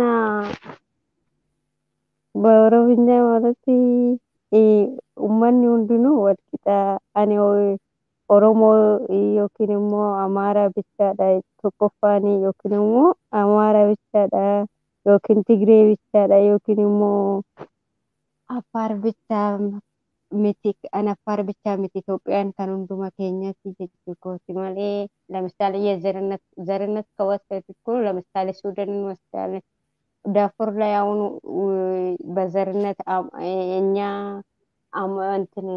እኛ አረብ ነው አረብ አይደለም ብሎ ነው አይደል አሁን 200 በላይ የሞቱ ሰው አሁን ዘርነት የአፍሪካ ላይ ለምሳሌ ኡጋንዳን ወስዳለን ዘርነት እኮ ብዙ ቦታ አለ ኢትዮጵያ ብቻ ላይ አይደለም ይሄ ደግሞ እንዴት ነው የሚቆመው ማለት ኢብዚ ነው አንድ ላይ መሰርተን እና አንድ ላይ ተባብረን ከሰራን ይጠፋል ይሄ ደግሞ አፍሪካ የፈጠረች ብቻ አይደለም የምዕራቦች ፈጠራ ነው እነሱ ደግሞ ይሄ ፈጠሩን ጥቅም ብሎ ነው እንጂ ለኛ አይደለም የራሳቸው ጥቅም የራሳቸው እና እነሱ የፈለጉ ራሳቸውን የኛ አፍት የአፍሪካ ሊወርሱ ነው ብሎ ሊሰርቅ ነው ብሎ ዘርነት ምናምን አሁን ብዙ ነገር ነው እኛ ሀገር ላይ ካነሳን አንዴ በክርስቲያኑ ለምን ምናምን ለምሳሌ ሆነ ወልዳ ላይ ያለ ስሙን አላውቅም ግን የኛ አባት ሙስሊም ክርስቲያን ብሎ አይደለም አንድ ላይ ነው የመገበውን ይሄ ደግሞ ይጠፋል አምናለሁ እግዚአብሔር ይጠፋል ዘርነት ምንም ጥቅም የለም ሁሉም የእግዚአብሔር ልጆች ነን ሁላችን ጥቁርም ነጭም የእግዚአብሔር ልጆች ነን ኦሮሞ አማራም ትግሬ ሲዳማ ሁሉ አንድ ነን እኛ ኢትዮጵያ ነን እኔ የሚያምነው ኢትዮጵያ ነን እኔም ኢትዮጵያ ነን ሁሉም ኢትዮጵያ ነው ዘርነት ይቆማል Thank you so much. Thank you so much. I think like essentially like remember like in Israel the way the apartheid was run where you divide they say hey Zulu and clothes are different it's good for administering a system of exploitation right it's that kind of things I think you can relate to that much better than if I talk that way with the little history I know the Bantustan, the creation of those, those fiefdoms, tiny fiefdoms that was created, was used to run a system of government, be it an apartheid or colonialism. And what I think Deborah is also pointing out is essentially we as Africans don't really pay too much as much attention. We don't systematize it. We haven't weaponized it, so we can easily overcome it. That kind of, I think that's a kind of an idea that's like we have divisions with different cultures and different tribes, different groups, but we can find easily. But those who will struggle to extricate themselves from that system are the Europeans who use it to benefit themselves. So we don't have to worry about that. We just have to worry about what we don't have to weaponize each other's difference. Kind of. I think that's Deborah. I think that's what a summary of what I understand. Okay, thank you very much, Deborah, the special lady, and Dr. Sedeke. Your closing remarks. Yeah, I'm really happy. I'm saying like Deborah is the star of the day by my land. I congratulate her for everything that she said because she's a representative of the yesterday we talked about the one meeting, right? I would say he's the voice of the silent majority. And again, Deborah is also one of the voices. I think Dr. Tsirege, I think now you might need to speak louder. Okay, can you hear me now? Yeah, just yeah. Speak. Can you hear me? Can you hear me now? Yeah, we can hear you, but there is that echo thing. But continue. Sorry, about that. Okay. How about now? If you speak How about louder, quiet sit down at least. Yeah. How about Yeah. now? Perfect. Okay. So I was thinking like Obang Meto yesterday was like the voice of the silent majority of Ethiopians. And again, Deborah and Josie are part of that. You know, these kind of people don't get the platform, okay, to speak louder and to tell everybody what they think. You know, they are on the ground, but they have experienced everything, but they still feel like, you know, we should unite and we should be better than this. So we need to promote that, and I think this platform has done well in bringing this kind of people to the forefront, and we need to congratulate each other for that. And I'm really happy about all the comments that people have given, and I would say at last, like, just let us humanize ourselves and humanize our ethnicity, humanize our profession. It's not only, identity is not just ethnicity, right? It's about also religion. It's about profession. It's about language and everything. So whatever we do, if we humanize it, then it will be nice. I'm a physician. If I don't humanize myself, what happens is I would treat my patients as objects, okay? Objects of, getting money out of them or something like this. Just like that. If we don't humanize our ethnicity, what happens is we turn it into hatred, we turn it into thinking ourselves as better than others, and so on. So my last comment is, let's just humanize ourselves, and thank you for all the discussion. Thank you very much, Dr. Sedeke. Always a pleasure. Also, one of the voices of reason, and I always enjoy listening to you. When you talk, I normally pay more attention. And I think thank you for being here with us, and thank you for the contribution, and thank you for always being selfless and showing humanity. I mean, it's beginning of when we started this live stream, you could have joined and you said, no, I'll give my brothers first. That shows humanity as well. And thank you for always being selfless and showing love and leading by leadership. And the brain, the chief, I mean, the brain, the prop, sorry. The chief is big. I'm also used to being with big in the last hours and stuff. So the brain, I think the prof, your closing remarks regarding too this much topic praise, today? too much praise, too much praise.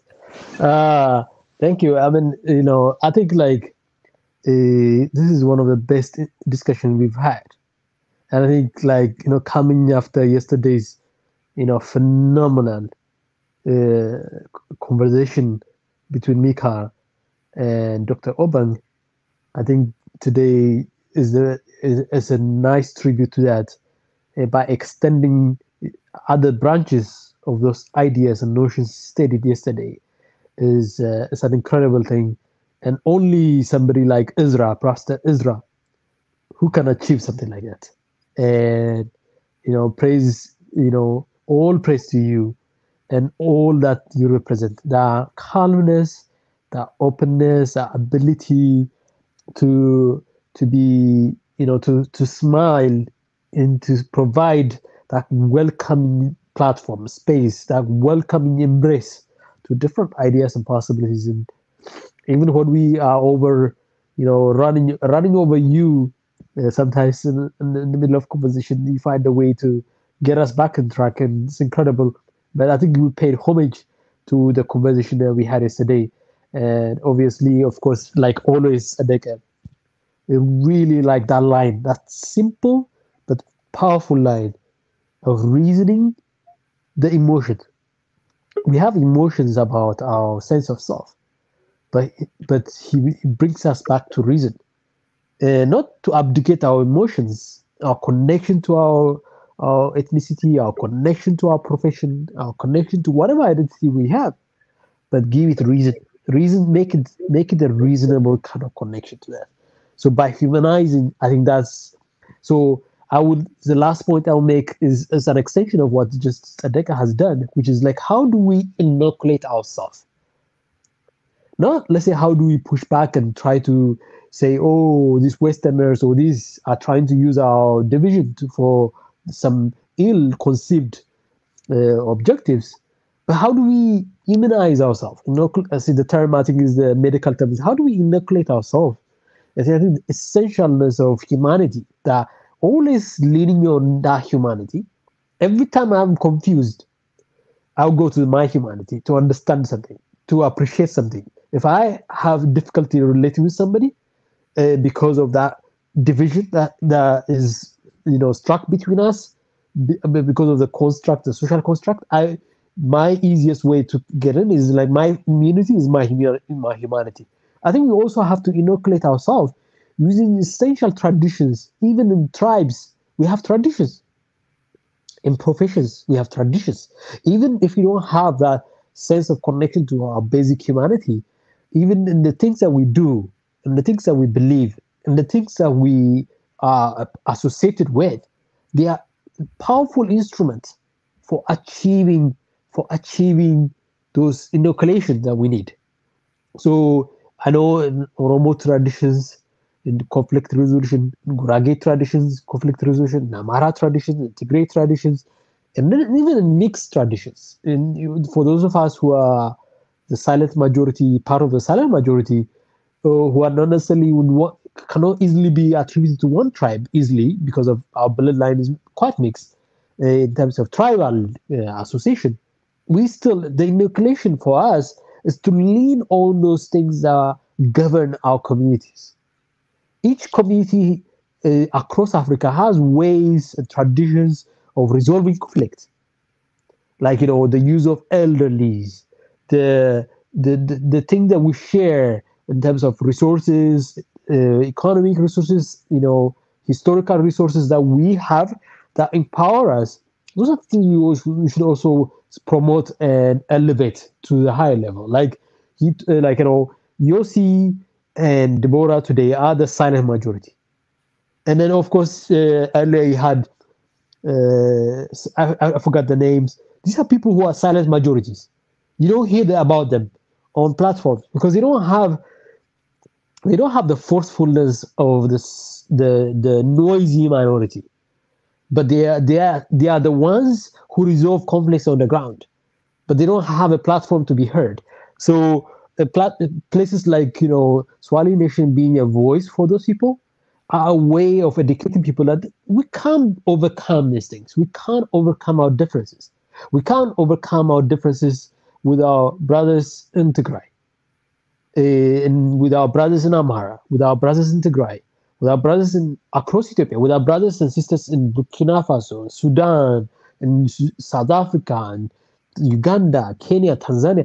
Everywhere we go, we have ways. We have people who can resolve conflict and do resolve conflict on a regular basis. We need to elevate them. We need to empower them. We need to say those are the people that do the right thing. The teachers that do resolve conflict, we need to elevate them instead of only complaining about the bad teachers. Sometimes we need to say, there are good people who are doing this. And those are the people who should be part of the discourse, the process of the mainstream conversations. And then let them come in and chime in. Even sometimes the language is a barrier, but the idea doesn't require one language to be explained. The idea can be explained in so many languages. So I appreciate that, Ezra, you were willing to allow people to speak in the language they're comfortable. And that is a way of elevating people to a place where their ideas are not trampled down because they don't articulate the language I understand. So I think let's keep doing this. Swahili Nation is it's a breakthrough platform. It's a breakthrough platform. So thank you for leading that, Ezra, as always. It's Adeka for always loyally and truthfully, and always maintaining this platform to continue to go to where it needs to go. I appreciate you for that too. Thank you very much, the brain, the prof, a wonderful researcher, and a lot of analysis that I always appreciate from you. You analyze a lot of referencing, and a lot of learning as well, Prof. Ezra. And I hope you're getting better there. I know Mika is now getting better. You and Mika, what did you guys eat? What happened, guys? You too. So the only actually I got better yesterday. So I You took got better this. yesterday? My doctor would know. Our doctor would know. So I sensed that the flu was about to come. Yeah. When was that? On today's on Friday. So I took what's called NyQuil. I don't know what the medical. You know NyQuil. Sadeka, you probably know NyQuil. It's not easily available in Ethiopia, but it's easily available. It's a nighttime thing that you take. It takes you, it exhausts you, and all of that, but it accelerates the cold to mature quickly. So it has much. So I'm over the cold, but I'm not over the nasal stuff. The nasal flu. You know, the mucus part is. I'm not over that part, but the actual sickness of the cold is. I'm not even coughing. I didn't even get to cough before I knew I was over it. So yeah, I don't know if Sadeka probably would know it's the medical stuff for it, but you know it's easily available in pharmacies here without prescriptions. Yeah, I think it's a kind of a combination of anti-allergy and something else. So yes, I think it's nice that to hear that you kind of go through it. Yes. Yeah, I'm over it. Yeah. Unfortunately, we don't have like, you know, viruses are very difficult to treat, as you know, and yes, treatments because they always change themselves, and like you have seen for COVID and HIV and so on. So, you know, yes, unfortunately, we have to go through it. Yes. You know, we have to go through, and sometimes this is the first time I've had a flu in 2 years. In all the COVID and all of it. So yeah, so thank you, Ezra, for your concept. But I'm still slightly not over the. So I'm done with the sickness, but I'm just like my body hasn't yet fully normalized. So I have my nose is a little bit clogged sometimes, but otherwise I'm good. But Mika was even. I think his was even slightly stronger, but I think he's also over it. I also believe like the mind part of disease resolution is something I believe in. So every time I get sick, I always like try to win the disease first in my mind. Like I try to say to myself, like that the mind cannot contribute to exasperating it. So I pray on it. I would try to kind of like rationalize a little bit of my mind. Say like, hey, Ezra, it's just a process. I'm just going through something. So when is it going to be over is what I think. Oh, when is it going to be over is what when I begin with, like, you know, when is it going to be over? So it's going to be over at some point, but what is it? So I try to kind of create an attitudinal kind of position when I confront with some element. But so usually accelerate my recovery process quickly for me. Wow. Wow.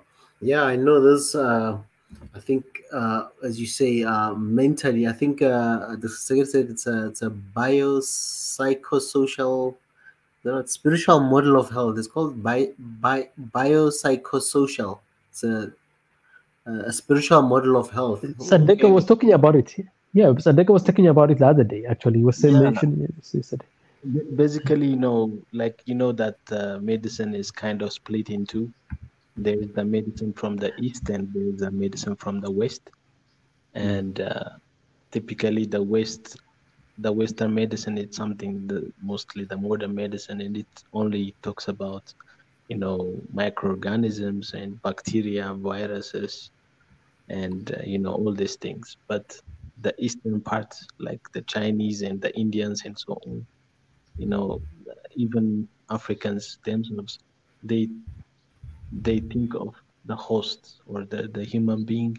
If the host is very well nourished, and if the host is very well prepared for whatever is happening, it's capable of handling it. So, and there's the African, spiritual, and there's religious, and so on. So Yes. everything comes That's what I was gonna add, I think. yeah. So when everything comes together, then that's when you think of health. If there is always an imbalance in one of these places, then of course you can't heal yourself. Yeah. But even in the West right now, they're beginning to go in that direction of like realizing, okay, we have the same cancer patients, but one that has a much better construct of all of these tend to do better in recovery than the other. And so they begin to at least mechanical setup, like where you go to hospitals here in the West, and they have the social service people that are called in to advise you counseling, psychologists and or like all these therapists that are like all different therapists.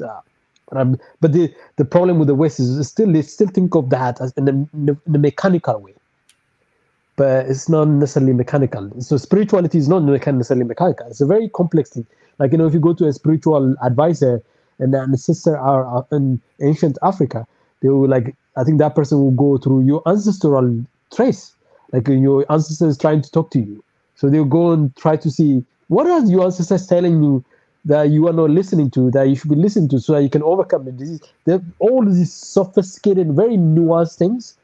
Sometimes they miss that part, but it's generally accepted now, even in the West, that medicine is much more complex than the body, the physical body. Gentlemen, a very good topic that we just touched on. I know we always close on a lighter note, which I always love. Yeah. And family, to those who are connecting from us, please join our Patreon membership, join our YouTube membership, support the channel, get the channel growing. And again, if you've not subscribed, please subscribe. Turn on the notification bell, like, share, subscribe. So family, please subscribe to our channel and join us every night, 9 p.m. East African time, and be part of this panel, be part of this movement, and let's get Africans speaking. Let's get Africans to come with solutions. And in closing, we, as usual, prayer time. I know today I didn't open with the prayer, but there will be prayer somewhere. So pray in your own way, your own language. But yes, let's pray for this beautiful continent, and let's pray for our people as well. So we're gonna go into prayer. Thank you, our Father, for this day that you've blessed us with. Thank you that we had a great time with our fellow brothers and sisters. We thank you that we can come together to share knowledge. We thank you, Father, for every good thing that you're doing in our life, even the food that we ate. We thank you for mightily providing for us. We pray, Heavenly Father, as we are going into different places, that whatever in all that we do, that it may prosper, it may bring progress to ourselves, to our families, and to our beautiful continent. In the mighty name of Jesus Christ. I pray, Heavenly Father, as we are still going to different places, that you give us wisdom, you give us understanding, to be creative, and come up with ways to resolve and help our continent to progress. In Jesus' mighty name. We pray for the peace of our continent, Africa. We pray for peace in our continent. We pray for the love to reign in us, to take good care of each other. and our families and ourselves. In Jesus' mighty name. Amen. Amen. Amen. Amen. Thank you, family. Mika is no one today, by the way. Mika, I had a small chat just before going live, and he was still busy with something. He was still out, and then but he is with us. He was in earlier in the background. I think he's still in. He was probably just connecting via the YouTube channel, and he's been joining us. So I saw him earlier as well with certain things that I. So yeah, but he is with us. Probably tomorrow he'll be in. I might be coming back tomorrow, but that will be confirmed tomorrow. Because there's another topic. I think Dr. Tsedeka, you can also join us, but it's not yet confirmed. Should it come to fruition, I'll send you a link. There's a brother who loves to share. He works in a hospital, and he's a midwife. Obviously, they help with giving birth and all those things. So there are things that he wanted to share with us, and for people who are expecting or who plan to have kids, those who have kids or who have wives who are pregnant and who are planning to get pregnant and all those things. So he wanted to come and share some of those. Those people who have 10 children. Even those that there are the dangers of having more children. There's also dangers of having many children as well. Most people don't know that. As much as they can say, no, I grew up with 10 people in the house. So I grew up with 10 people in my family. 10 people. And this is the best childhood you can have. Has more memories to it. And I was the youngest of 10, so you can imagine being treated. So this is incredible. He's going to share a lot about that. And also, apparently there are also, I think Dr. Tsegere knows it as well, that sometimes having more children, it can endanger the life of the mother. As much as, yes, we've seen people get more than 10 kids, but apparently there are also dangers with giving birth and with many children. But he wanted to come and share. He was here, in fact. That's Alpha Tube, by the way. He was here earlier. And so I'll hear from him. I'm still waiting for his email. Obviously, I'll also still narrate with Mika if he has another host or there's another topic that he wanted to cover. If all goes well, we might be back here. What about this? What about this? There's this element to it. Africa is going to be. It's actually the only region that is growing so fast in terms of population. And by 2050, it will be over 2 billion, somewhere between 2 to 2.5 billion. Sure. We will be adding almost 1 billion people in the next, almost 30 years. The population of Nigeria will be over 400. That's double the number it has right now. Ethiopia's population will be close to 300, probably around 300, just over 300 million. Congo will be the third largest. Now is the fourth biggest population, but Congo is seeing really fast growth. And even smaller countries like the Uganda and Rwanda, all those places are seeing huge amount of population growth. South Africa is also seeing huge population growth. And I think yes, it's you're talking about childbirth, family at a family unit level, but there's a broader macro level implication to it too. Like raising children in Africa, where you have right now in Ethiopia, the pressure in Ethiopia is 70% of the population that are under the age of 30. There's 120 million people, 70% of that is under the age of 30. You can imagine, I think the average for Africa is around 60% of the population that's under the age of 30. And that's 1.3 billion. 60% of that is somewhere around 700 to 900 million people under the age of 30. And then, what kind of opportunities have we created for this population? It's a huge Hercules task. It's a task that is always overlooked, but it's a task, nevertheless, that puts a lot of African countries under pressure. And in many African countries they just want to ignore and pretend as if it doesn't exist, and let their youth just fester around without possibility for growth and that kind of thing. So when a child is 18-year-old, that child was born somewhere with a parent with some kind of relationship, and eventually they become part of the children of the society. And so there's a complexity to it that is intertwined. It's not separate. What you experience at the family level is not separate. I don't want to talk something big point here, but I just wanted to say, I mean, it's never like somebody will think, what is the relationship with this? And I think there's a bigger macro level connection to what we experience at the family level. Having too many children, or too little of children. Whichever way you go, there's an implication to it, to the community level and in the country and even the continental level.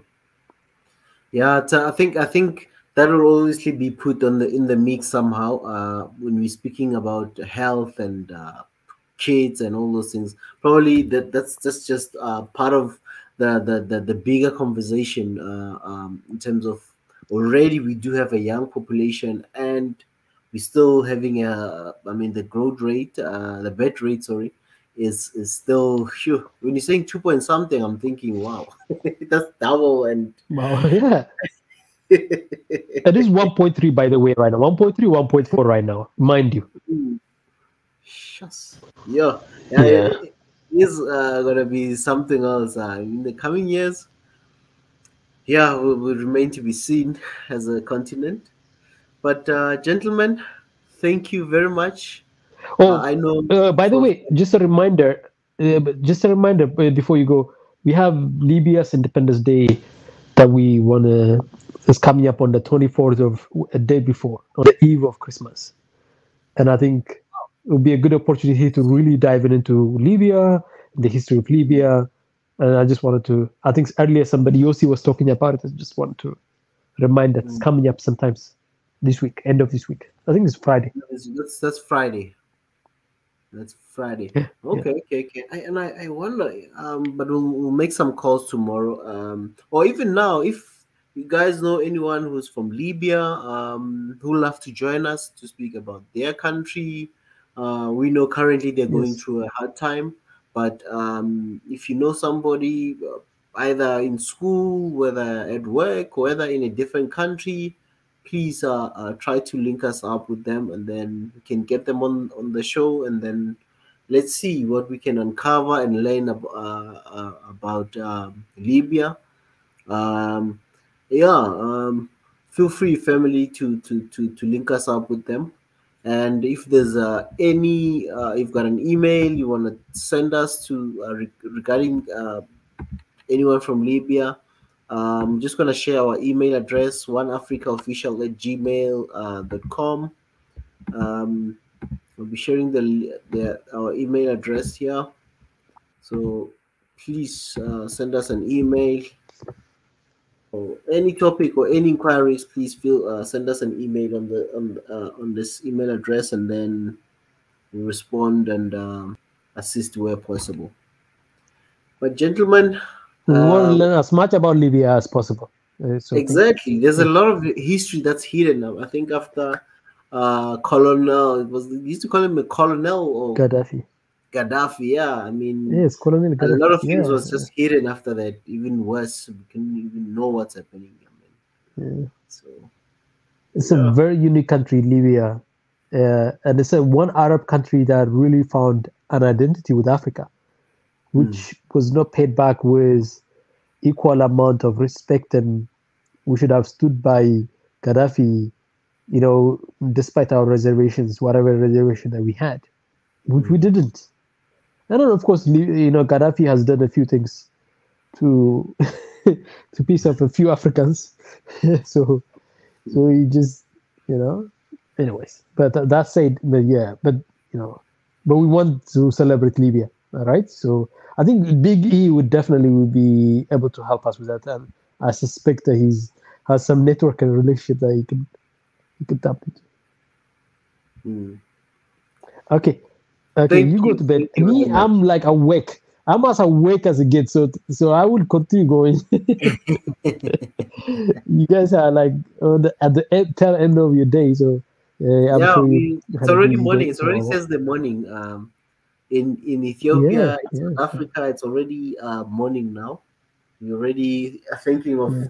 Thursday now. So Yes, yeah. yes. It's Thursday.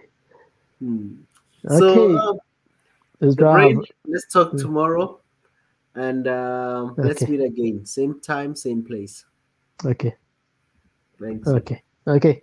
Have a wonderful night. You too. Bye. Okay. Family, thank you for tonight. Thank you for supporting us, and thank you for joining us on the live streams. And I just want to acknowledge a couple of people, somebody who just joined our membership.